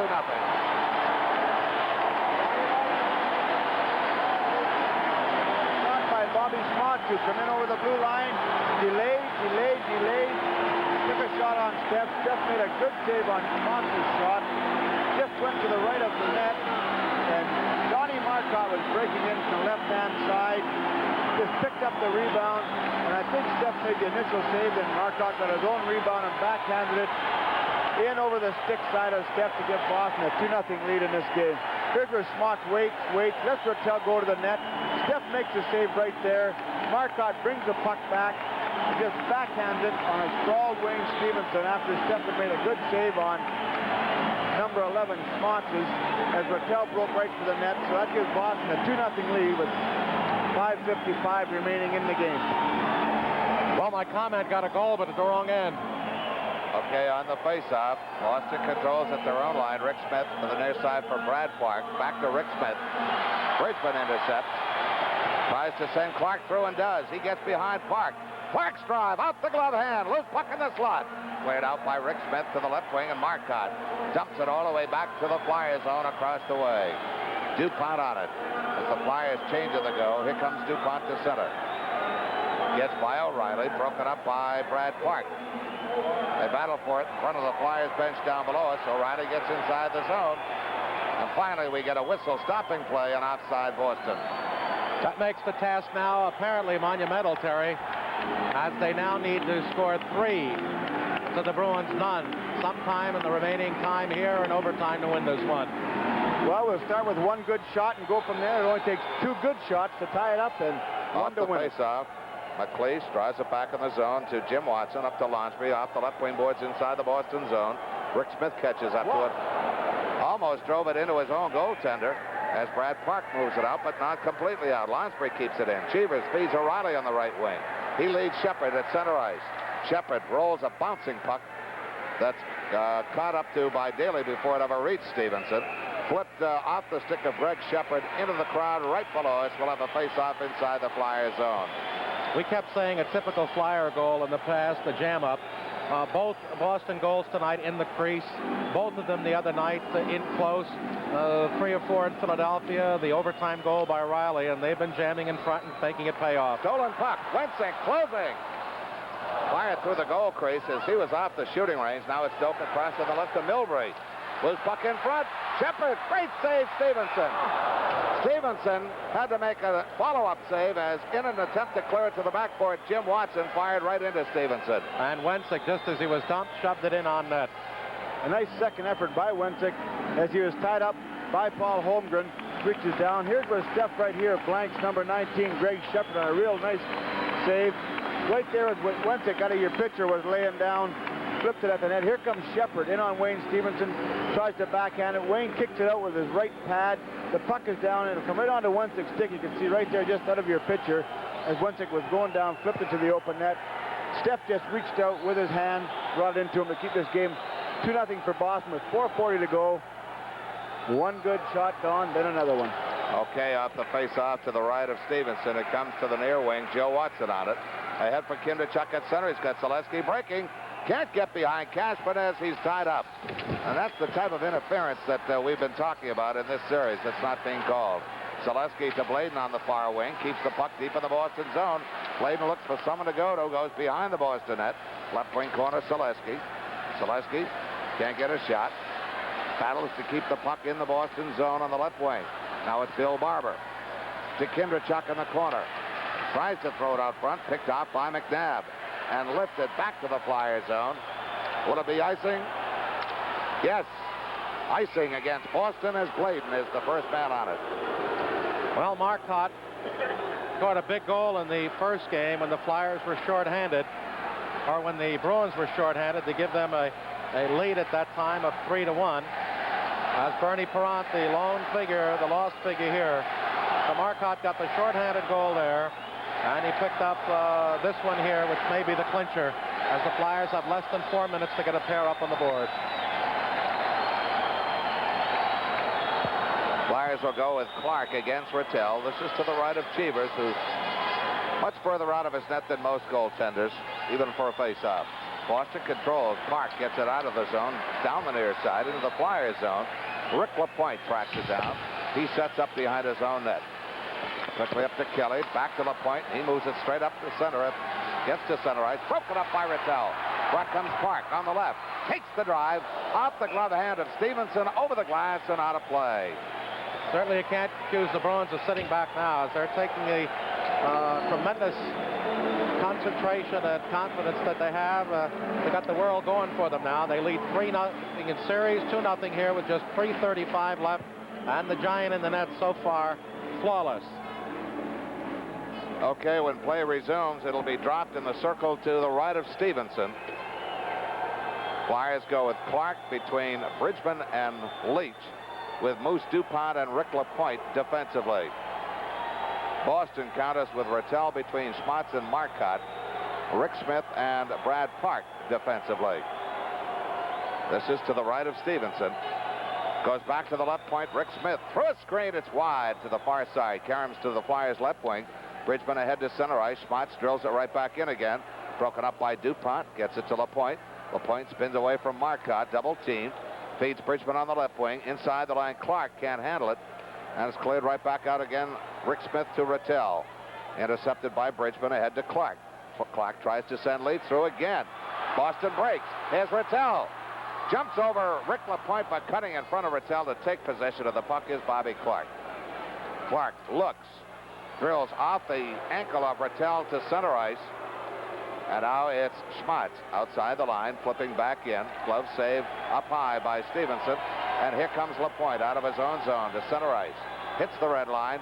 Bounces one in wide of Cheevers, but he slides out to his right to steer it behind as Doak again comes up high with a stick, this time on Bridgman. Puck cleared deep in the Flyers zone. Icing waved up.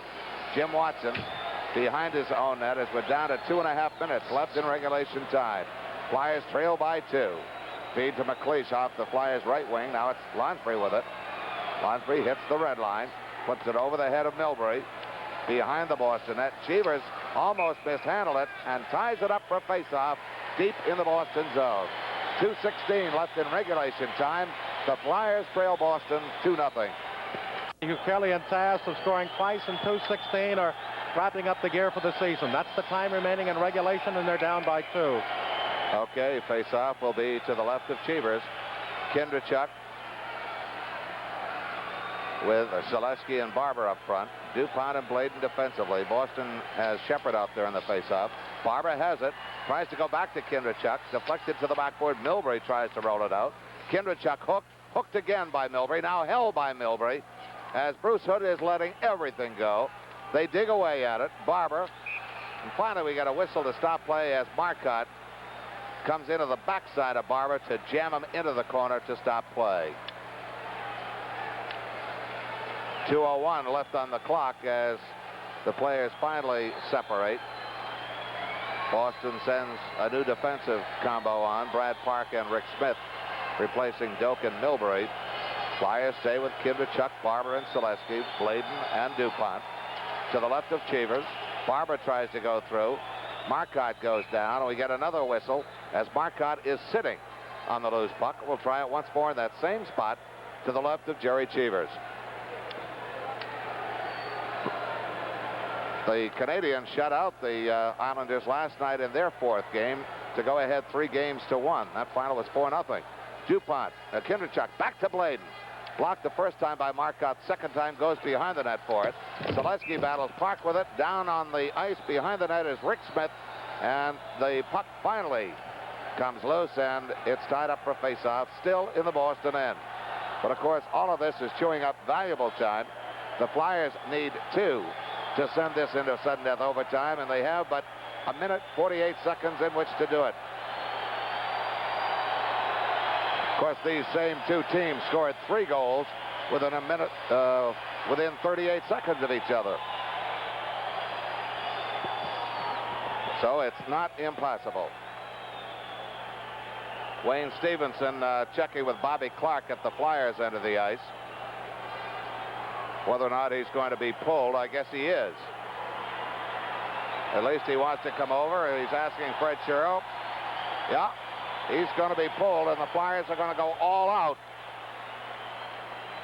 No difference to lose 3-zip as it is 2-zip.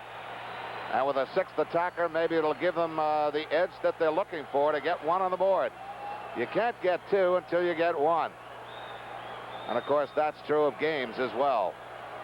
The Flyers know full well that the referee is standing over them. They're on the floor, and he is counting, and he's reaching 8. They don't want to be counted out. They're not ready to go yet. Clark in the faceoff. McLeish tries to go back to Daly, but it goes between the two of them. It's wide of the open net. Leach is there first, and it's icing as apparently a Boston stick propelled it the length of the ice. So it comes all the way back in the circle to the left of Jerry Cheevers. It appeared as though it was the Flyers face-off man, Bobby Clark, that drew it back.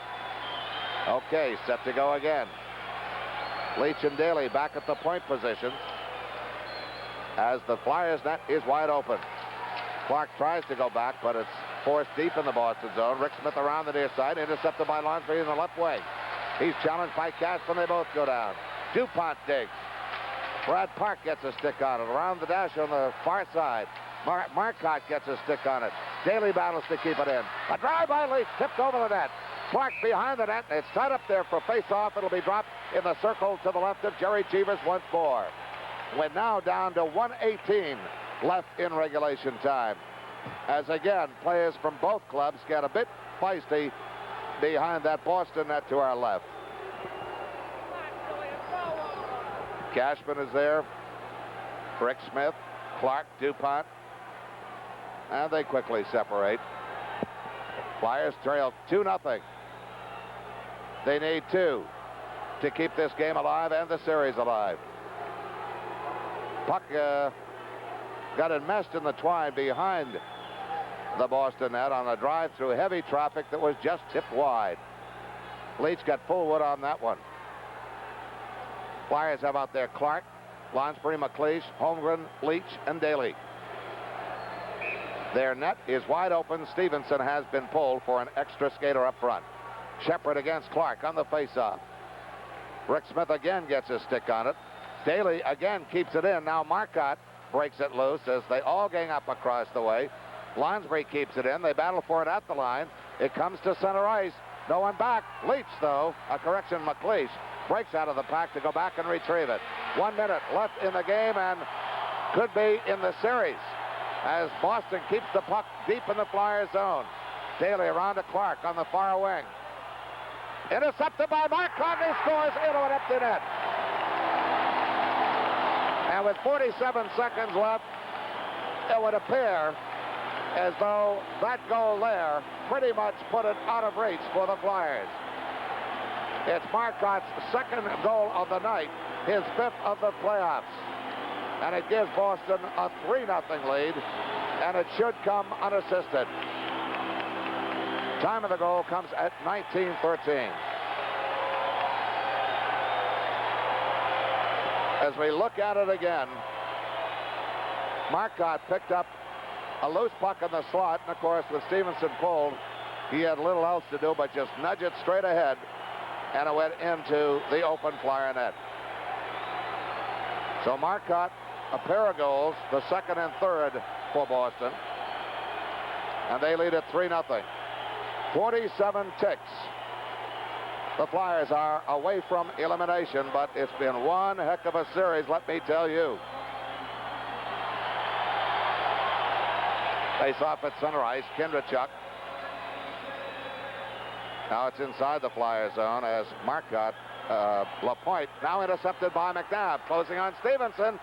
Gets a drive away, tipped wide by Stevenson. Centering pass from McNabb, intercepted by Barber. Ahead to Selesky, to Kindrachuk.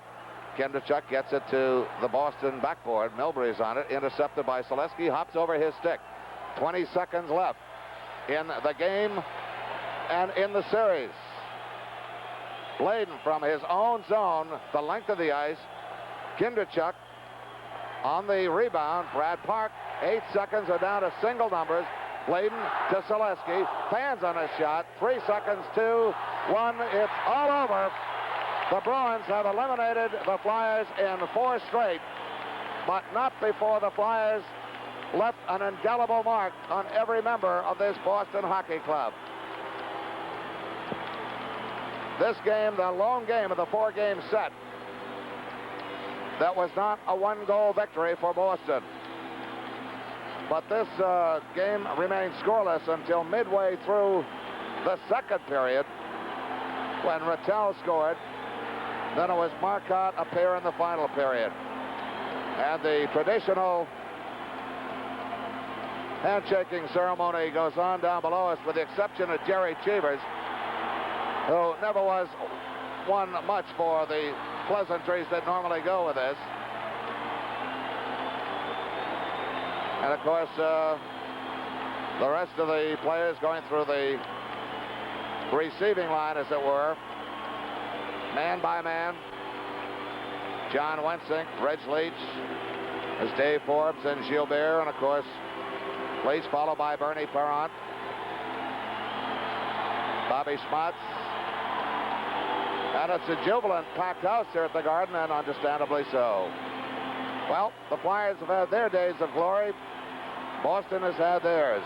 And they're now on the right to face the winner of the other semifinal round. Final score, Boston 3, Flyers nothing. We'll be back with a recap after these messages.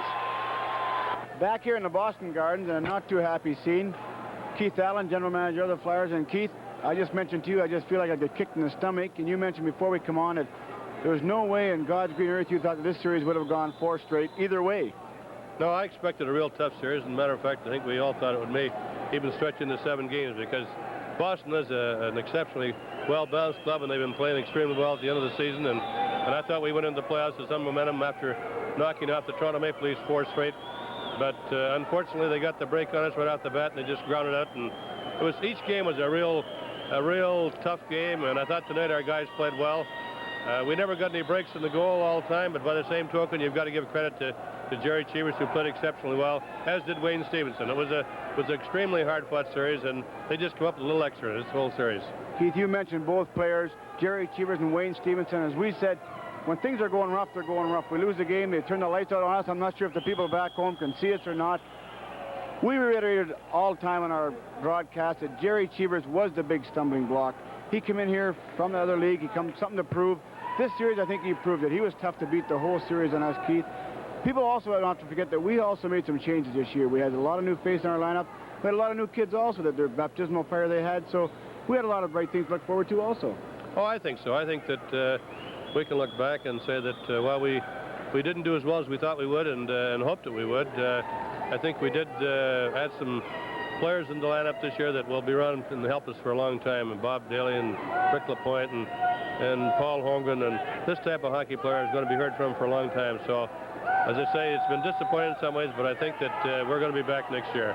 Keith, you said earlier before we come on that our game plan was tonight, Freddie sure wanted our fellas to go in, send 2 men in deep, third man stay in the slot, work them around. The first period, Boston took it to us. After that, I thought that we played Boston fairly even. We had a few good chances, a couple of breaks. We could have been in this game early, bringing it back home again. Yeah, when we got out of the first period, after being badly outplayed and outshot, Wayne Stevenson just hung in there tough. I thought we were very lucky. And in the second period, I thought we came on and had some good opportunities, as we did in the third period. But Jerry Cheevers just proved very tough, and I think on a couple of occasions he was a little fortunate too, because that puck was bouncing in front of the goal there, and we just couldn't seem to find the handle on it. But that's what happens when you lose, I guess. You just don't get a hold of those pucks when you should, and they have to receive full credit for their victory. Keith, we've been at the top of the mountain. We've won it. We've never cried poor mouth. We didn't ask anybody to give us any favors the years we were going through and won it. Right now, we're looking for no crutches, no excuses. The one thing I think that we can both say that our team went down with pride and a lot of class. Credit to the Flyer organization from the top right down through to all the players. Well, I was proud of them out there tonight, Terry, because I don't think there was a player on the team that didn't give his 100%, and that's all you can ask of any athlete. And they were out there and worked the whole 60 minutes, and we just come up a little short, as I said, but everyone gave their 100%. Keith, as a GM, now you've naturally watched the final series. Montreal leading the Islanders. Boston going into it, the winner of that series. I would have to say possibly Montreal will come out the winners. How do you look, say, if Montreal meets Boston, theoretically? Well, I'll tell you, if Boston plays against Montreal the way they play against us, it's going to be a real interesting series. I think that Boston may surprise them because they're running into a hot team, a team with a lot of confidence, a very physical team, and a team with a great goalie that's playing extremely well. So it should be a real interesting series. Keith, thank you for joining us very much, giving us your views of the game and of the series. And Gene Hart will be back right after this message. Here at Boston Garden, and the season is done, Keith Allen, and I don't know if Terry mentioned, but we have to go to one specific statistic. After Dornhofer scored in Game 2 at the 15-14 mark to give the Flyers a 4-3 lead, the only goal they got in the remaining 174 minutes and 44 seconds of play was Bob Daly's power play goal here on Thursday evening in the first period. So they went just 5.5 minutes shy of 3 full games without an even strength goal against Cheevers. Well, we were just remarking how well he played in the whole series, and how well really the Boston team checked in the whole series. They contained us, they grounded out. It was sort of a throwback to the year, I think, Gene, that we beat Boston the first year.